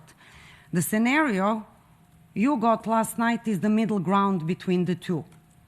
And this also responds to your question. So this is not about getting this amount support here or this amount support there, but presenting all possible options. So, and as I said at the beginning of this meeting, the proposal by Ireland and the group of countries was also circulated before the responses were. So it was circulated immediately after the meeting we had yesterday. So just to add up to the response, I give the floor to Kenya. Thank you, Madam Ambassador. And so I'll just start with I was not particularly convinced by the MOCOM distribution, but willing to live because they've demonstrated that there's a 943,000 saving in there. But more concerning is, I think we have to make a decision around the travel reduction, the travel savings as we see it, because there's a lot of merit in 20% reduction. I think this is one particular area that I would seek your indulgence in finding an answer. Let me put it this way. So it's either there's a lot of merit in redistribution of resources around 20% travel reduction, and as explained by the court officials, I didn't quite hear any suggestion that there would be a deep negative impact on mandate delivery.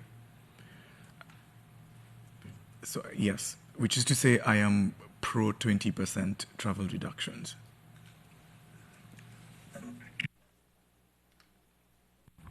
Thank you, and I will note it as such, because I'm certainly not going to make any such decision. It's the decision of the states parties, so a consensus needs to be built around any of the two possible, because we asked the court to provide two scenarios because these two scenarios were mentioned yesterday in the meeting, and this is why we asked them to provide these two versions. But don't ask me to make that or any other decision in that regard. So if anybody else has similar ideas, I discourage you from that immediately.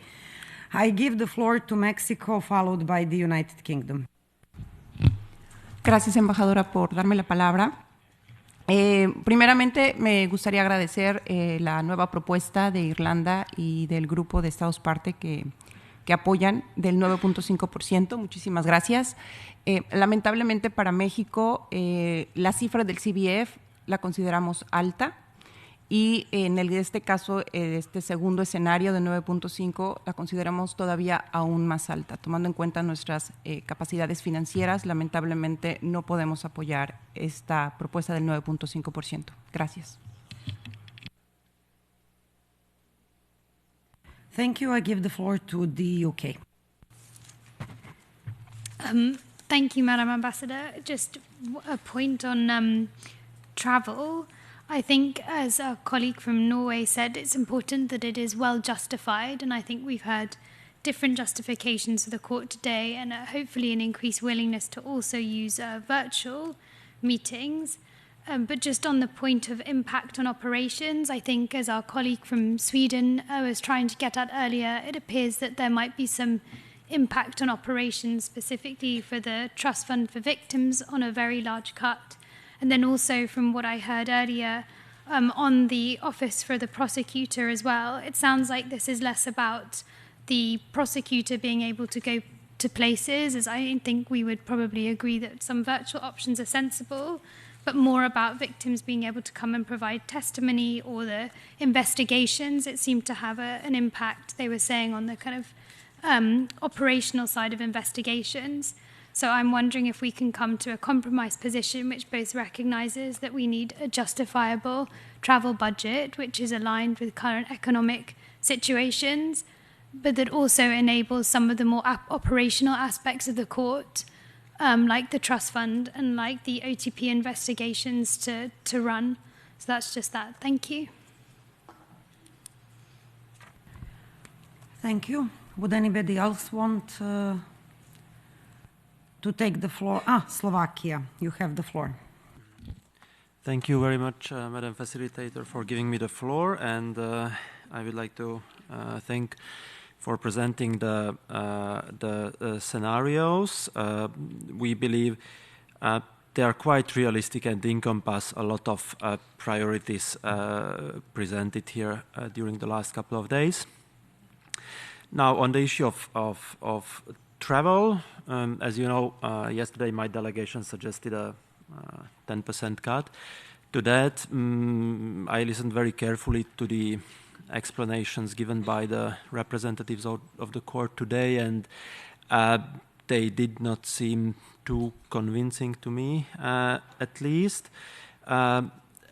And also we know how these travel figures are budgeted for. I mean, we discussed it quite in depth in The Hague, so we really believe that if a cut is made, it will not have an effect of lowering the number of trips. Maybe just the court needs to really do it in a more efficient way when organizing them specifically.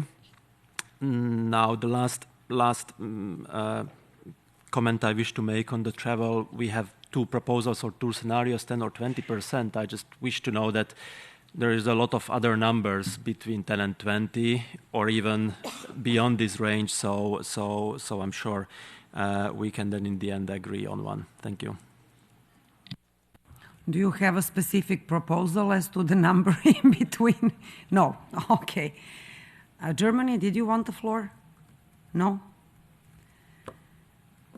Anybody else?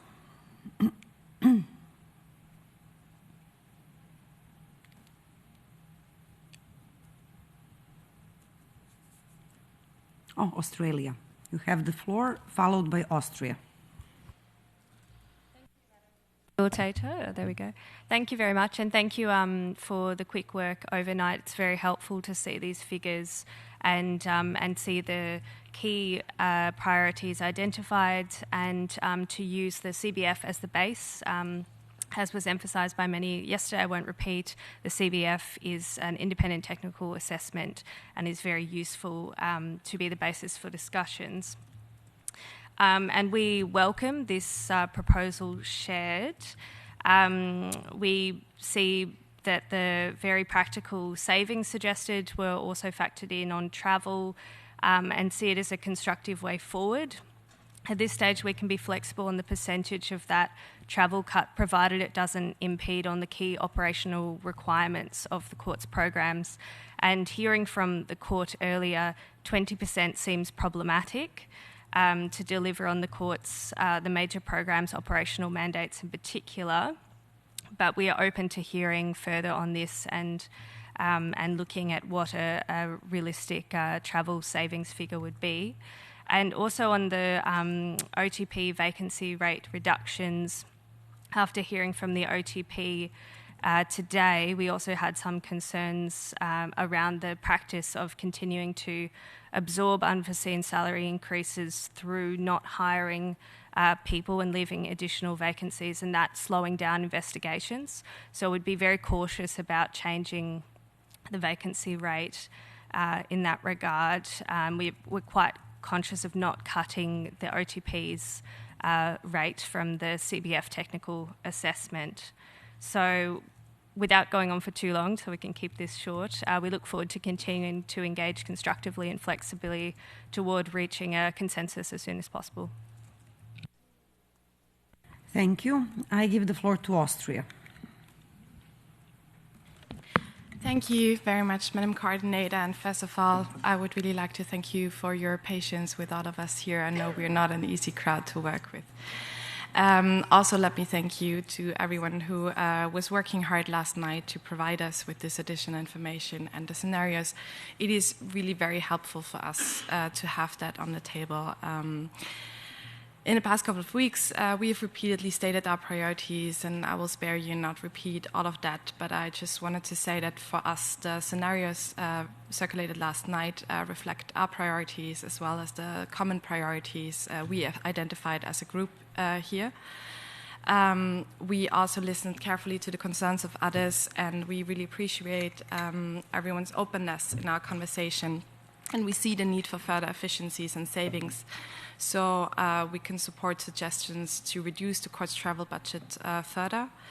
I basically just want to, voice our support for your work, for your attempts to bring us closer together and to find a compromise. And we welcome the proposals as a basis for the further discussions. From what we have on the table right now, I think option B seems a bit too low for us, so we would rather welcome further discussions based on option A. We think it is a well-justified proposal. It seems balanced, and in our view, it could provide a basis for compromise and a possible landing zone.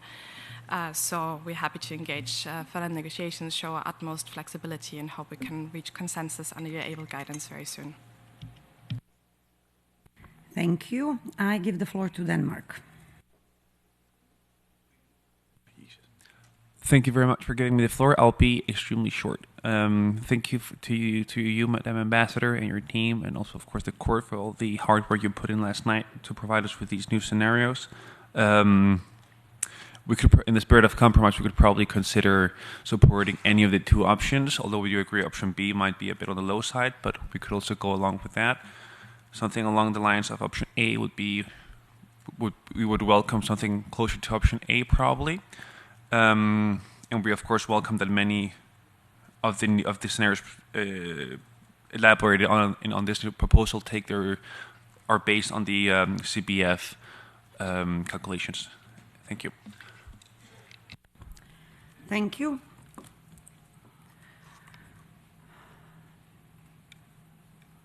Germany, now you do want the floor. I give the floor to Germany. Sorry, and thank you for giving me the floor. I did press the button a couple of times too many.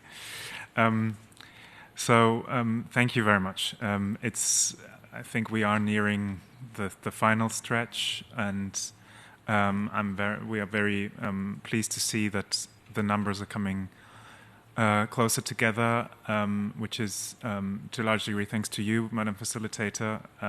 So thanks for your leadership on this issue. The tabled proposals are very helpful, and I'm grateful that many delegations are taking a serious look at the proposals. I do believe that we would be able to support travel cuts of 10%, and going beyond 10% it might also be possible in the spirit of finding a compromise, although this is obviously nearing the area where cuts will be quite painful. Speaking of painful cuts, the cuts that were proposed by Brazil, certainly, as we heard from the court, seem to be something that would be tough to absorb. The rate from increasing from 8 to 10%, that represents almost 1 million for the court. But maybe this is a time for painful cuts, as we've heard. On the other hand, the increase or the priorities of the OTP were well reasoned. Ideally, it would have been helpful to hear an explanation of the entire portion of the OTP's budget and the priorities, and a costed one. But we are happy to hear that the priorities for fugitive tracking, the priorities for country experts seem to be a shared priority by many. That seems to make eminent sense. So this might be a way of actually providing the OTP with the resources that it needs, and it might be an interesting coincidence that these two numbers seem to be in the same realm. I think it's about a 50,000 euro difference, or a bit less even. But yeah, that's certainly interesting. So we remain very. We have our preference is to finding a solution soon, and remain flexible, and are ready to speak further. Thank you. Thank you. I give the floor to Sweden. Thank you, Chair. Thank you for these scenarios. They're very helpful. Sweden would want to avoid doing any cuts on the operations of the court that we find very important during this coming year, that the court will actually have quite a, especially the OTP, will have an increasing working load with regard to several big investigations going on and maybe new coming in. I know this was a suggestion I made yesterday, and at least a small cut, but I would suggest that we cut the 22,900 from the ACN. I would suggest a virtual meeting should be sufficient, given the fact that a very low number of submissions have come in, and maybe a in-person meeting could be postponed till next year, when more submissions have, when there are actually more submissions to discuss, and at least that's a small cut with regard to travel, and I haven't heard any state party arguing for keeping this cost, or mentioning the ACN as a priority for them. Thank you.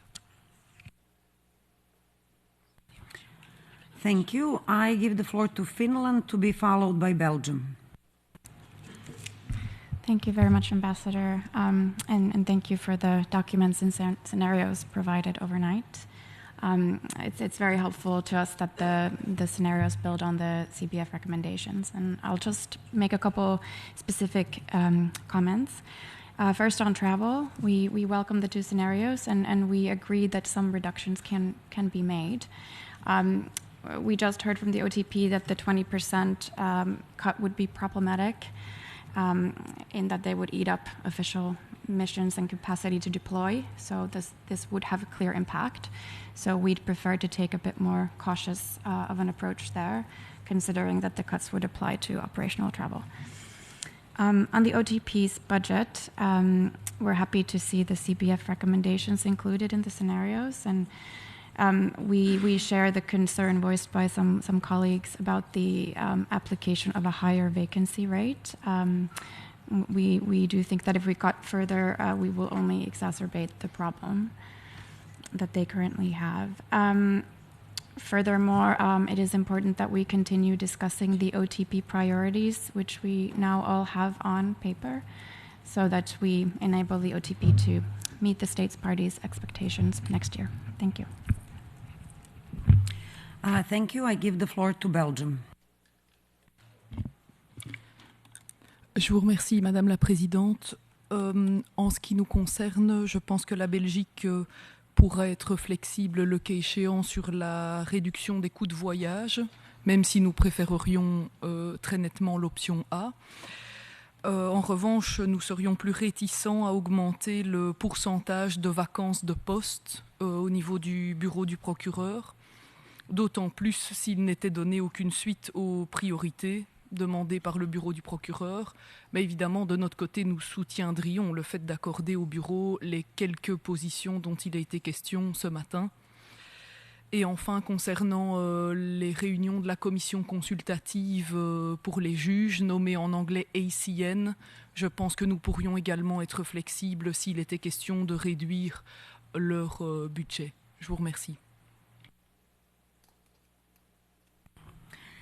Thank you. Anybody else at this point? Oh, wow, 3. I give the floor to Poland, to be followed by Mexico. Thank you so much, Madam Ambassador. Many thanks, as always, for your able leadership. And also thanks to your team, because I think that Maria and the Secretariat truly are doing an amazing job. I thank the court for very much, actually, for preparing a very clear overview of scenarios that reflect the priorities of the vast majority of states parties. And I thank you, Ambassador, that you actually made sure that these concrete figures and scenarios are in front of us. We hope that the compromise will start to build around the figures presented in the tables provided by the court. We think that these figures also reflect the priorities of the court, the priorities that have been reprioritized at our request, but still. Our preference is for the scenario A, especially because we are a bit concerned that especially 20% cut in 20% further cut in travel expenses for the MP1 may be a bit too painful. I made a comment yesterday about the small major programs that usually suffer most if we reduce their budget, and the MP1 is of course not a small major program, but it's smaller than MP2 or MP3. So yeah, preference for scenario B, but we remain flexible, and we also want to thank all the delegations who already showed flexibility to an extent that probably, I don't know, 2 weeks ago was not even in our minds. So thank you so much for that, and we truly hope that we can have a good compromise today. Thanks. Thank you. Just to clarify, but I'm sure it was an accidental mistake. You said preference for scenario B. Scenario B is 20, so scenario no, A. A, sorry. Yeah, that was. I'm so sorry. This is what I gathered from your entire intervention. So yeah, scenario A. Thank you so much. I'm so sorry for that. No problem. I give the floor to Mexico, to be followed by Brazil. Muchas gracias, embajadora, por darme nuevamente la palabra. Solamente quiero hacer 2 comentarios. Nuestra preferencia sería por la opción A. Podríamos ser flexibles en ese sentido. Y también me gustaría hacer eco sobre los comentarios realizados por Suecia en cuanto a la no necesidad del 2024 de que el ACN pueda reunirse en persona. Si gustan reunirse, podrían hacerlo de manera virtual para generar ahorros que posiblemente pudieran ir directamente a la Fiscalía. Gracias.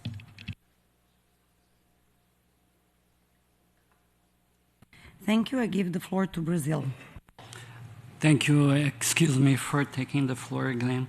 Just for the delegations, which are concerned over the vacancy rate. I just you have to agree with us that there is some strange calculation on the part of the OTP, because the elevation of the vacancy rate to 10% would entail a cut of 950,000 euros. And then they said that the priority positions that they are asking for would cost 150,000 euros. There is a huge discrepancy, so they don't need such a low vacancy rate. So, and anyway, it's much better than the vacancy rate that they currently have of 70%. I just wanted to make this remark. Thank you. Thank you. Belgium, you have the floor. Oui, excusez-moi, Madame la Présidente, de reprendre la parole, mais entendant mon collègue brésilien, je ne suis juste pas sûre par rapport aux chiffres qui a été donné par le greffe. Il me semblait que par le bureau du procureur, que le coût des priorités listées, donc les quelques postes, était plutôt de 976 000 €, ou alors il y a quelque chose que je n'ai pas compris. Je voudrais simplement clarifier si on pouvait avoir à nouveau le chiffre qui a été donné par le bureau du procureur par rapport aux priorités qui ont été listées. Merci.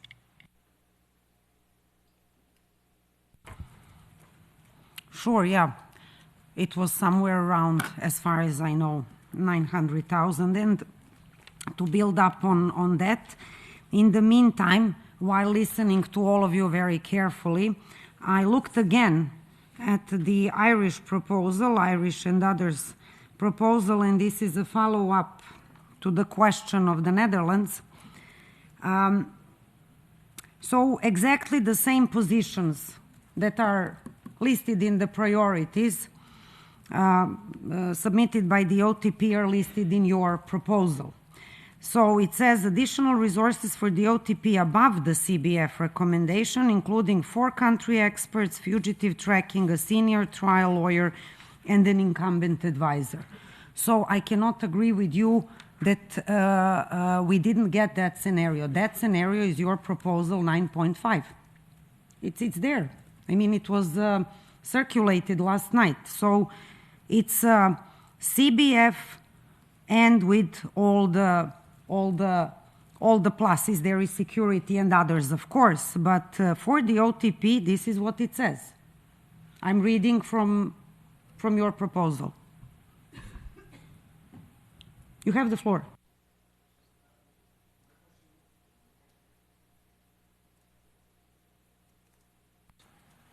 My question was, why is the OTP vacancy rate reduction included, although there was not yet support for that yesterday, and I do not see a lot of support for it today? And why were the OTP priority requests not included in the scenarios? That was my question. Thank you. And I will respond to you again. Because what was included in the scenarios we got today was all the requests made yesterday, including, for instance, the ACN, which obviously has no support at all, but is also in the scenario. And it might be cut from that scenario. So that is why all the others, and it is not the question of support. So I'm not dividing requests by support. I simply take all the requests by states parties and get them into the scenario. That is the answer. Yeah, please correct me if I'm wrong, but the OTP priority requests are not in the scenarios, right? The only request that was made today was for the OTP to provide their priority list. And only today, when they did so, there was a question how much money that is. And we got the response from the floor, from the OTP. I give the floor to Chile, to be followed by Brazil. Gracias, señora presidenta. En nuestro caso, agradecemos los esfuerzos que ha hecho para presentarnos estos escenarios y a la Corte, por supuesto, al secretario por la capacidad de traernos estas cifras a tan corto plazo. De nuestro entendimiento ayer, al final de la reunión, cuando usted hizo una recapitulación de los temas que se incluirían en estos escenarios, entendemos que fueron los que están considerados en este documento. Por lo tanto, creemos que podemos trabajar sobre esta base. Respecto de las opciones sobre la mesa, quisiera también agradecer a la delegación de Brasil por la propuesta que hizo respecto de la tasa de vacancia, que hemos ido entendiendo de a poco en esta semana, y que nos parece que contribuye a que las cifras que están sobre la mesa en este documento tengan una base que puede ser más aceptable para muchas delegaciones que tendríamos dificultades en un aumento exponencial del presupuesto durante el año 2024. Finalmente, creemos que no habiendo una dificultad mayor para una reducción adicional de los costos de viaje, nosotros podríamos estar de acuerdo con la opción B, de reducir hasta un 20%. Creemos que eso dejaría la cifra definitiva total de aumento de presupuesto, entendemos que en un 7,8%, que es importante, creemos que es una cifra importante de aumento para el próximo año. Gracias, señora presidenta. Facilitadora.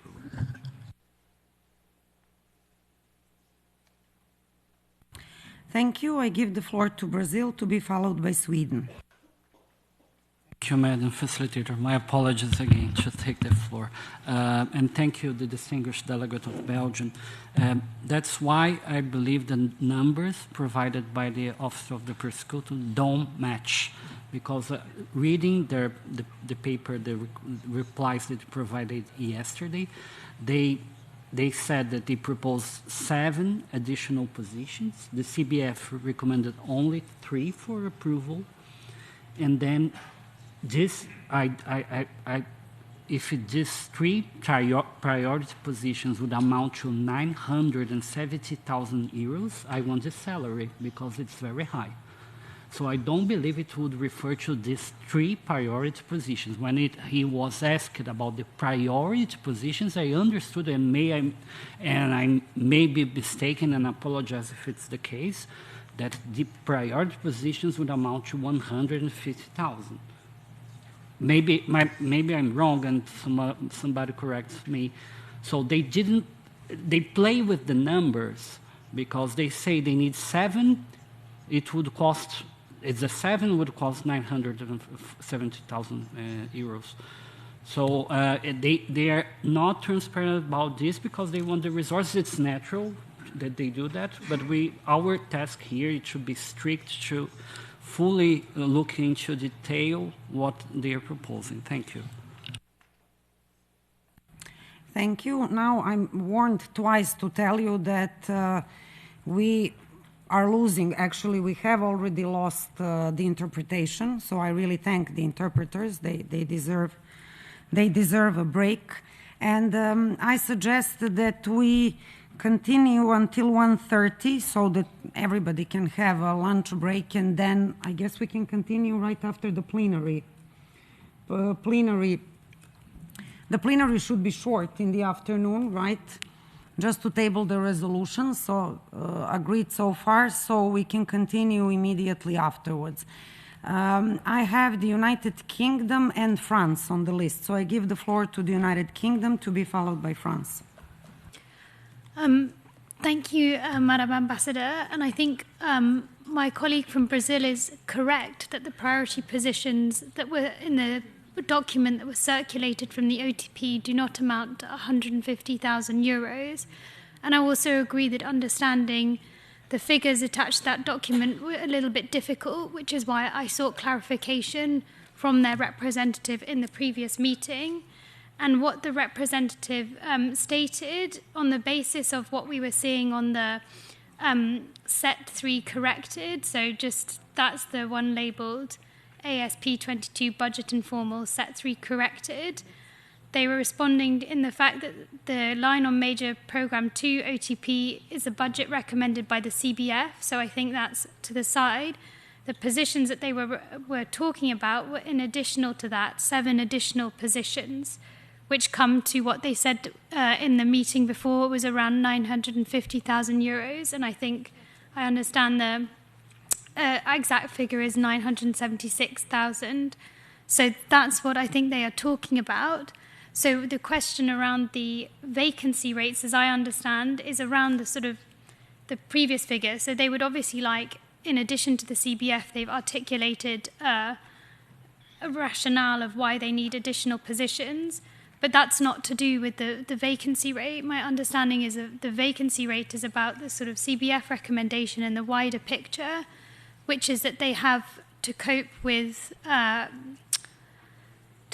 some gaps in their budget. They aren't able to recruit into positions. So if that makes sense, I think they're slightly different issues. So the priority positions that they would like on top of the CBF figure come to around 950,000 euros. And then what they're asking for separately is that the vacancy rate is not reduced, because that will mean gaps in their existing capacity. They won't be able to fill key positions for operations next year. So I think, we obviously understand the positions of that people have raised separately about difficulties going above the CBF, and I think, but I think the concern on the vacancy rate remains for us. Certainly, having heard the response, we're worried about the impact on operations, and also I think it just is for better transparency if we resource the positions and this sort of more creative accounting to backfill a lack of resources then doesn't happen. Hopefully that was somewhat clear, but apologies if not. Thank you. Thank you. I give the floor to Franz. Thank you, Madam Facilitator. Merci. I had my speaking notes in French, but now I tried to. So please bear with me if I search my words. But and I will follow your advice to be concise and practical as much as possible, so that it's clear. We had very much sympathy about the proposition from the CBF, the recommendation from the CBF as transformed in the scenario C, and we were and we are in favor of giving more resources to the OTP, as several delegations we are joining, and also on the Secretariat and the Trust Fund of Victims, we are in favor in having more resources on it. Talking about the recent options about the travel costs, we were in The Hague and here very much in favor of having cuts on this, because we were not convinced about the way the court was using this resource. There was 50% cuts proposed by the CBF. Now we have option less 10, less 20. We have interrogations about how it would impact the operational capacity, particularly, for example, for the OTP, if we cut too much. So, of course, between the two options, we are more in favor of option A, yes, with less 10%. B, voilà. About the ACN, we're ready to support one meeting in person and one meeting in video conference, but we have also sympathy in having all the meetings next year in video conference to find some savings. That's where we stand, and maybe just a general comment about the vacancy rate. We're a bit concerned. It's used as budgetary policy. It shouldn't be. This is a human resources question. But I hope we will be able, with this new budget, to give some leeway to the court to have a proper human resources policy, and not using this as leeway in managing the budget. Thank you, Madam Facilitator. Thank you. Anybody else now? If not, before we continue so that we can work on the figures, I would like to resolve the issue of the ACN. It is my understanding that the notion is to cut these expenses, so basically not to allow any in-person meetings next year. Does everybody agree with that?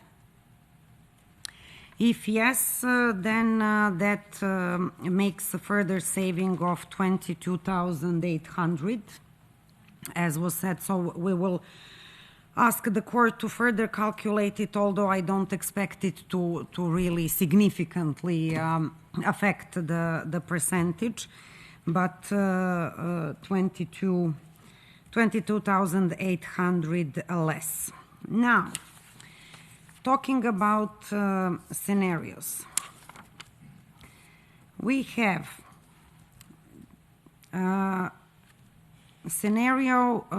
It's the A version. I mean, at least this is most of the preference is heard. Although Kenya said they prefer the 20%. So these both options are still on the table.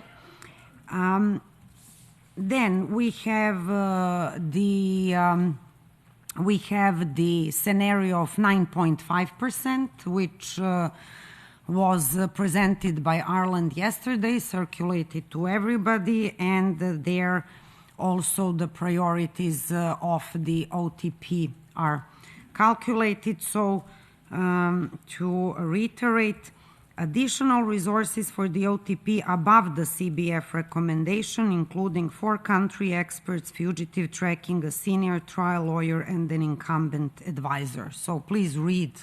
I know it's difficult, we are in the last days, but please read all the documentation that is being circulated. So we have 9.5 with all the priorities of the OTP above the CBF level. We have 8.1 or slightly less now with the ACN, which revolves around the CBF. Just for the sake of clarity, if vacancy rate were not to be included in it, it would raise this scenario to that's 1 million, which is 2%. I will have to check, but in that case, with 10% of travel cuts,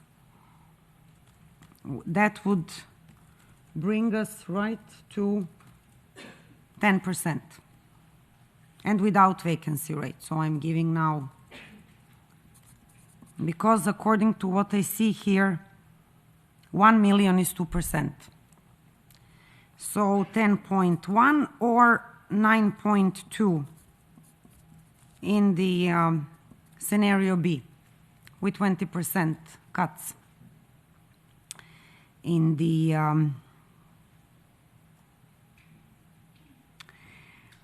in the travel. And we have the Mexican and Canadian proposal. So these are the three. And I intentionally gave you these corrected versions so that you have all the information. If on top of the vacancy rate, we would include, but I suppose these, as the priorities are in staffing, that would practically balance out. I mean, that's my assumption, but I'll confirm it with the court.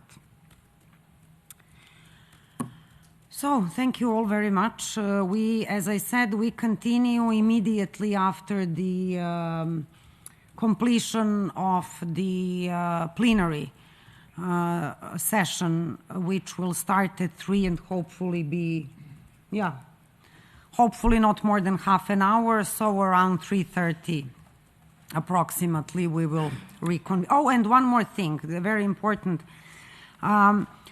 One thing I wanted to inform you.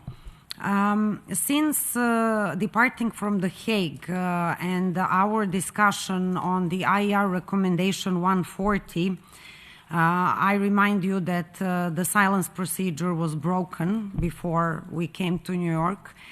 I continued together with Canada as the coordinator here in New York, extensive consultations with the states parties concerned. And I need to inform you that unfortunately there is still no consensus on this issue.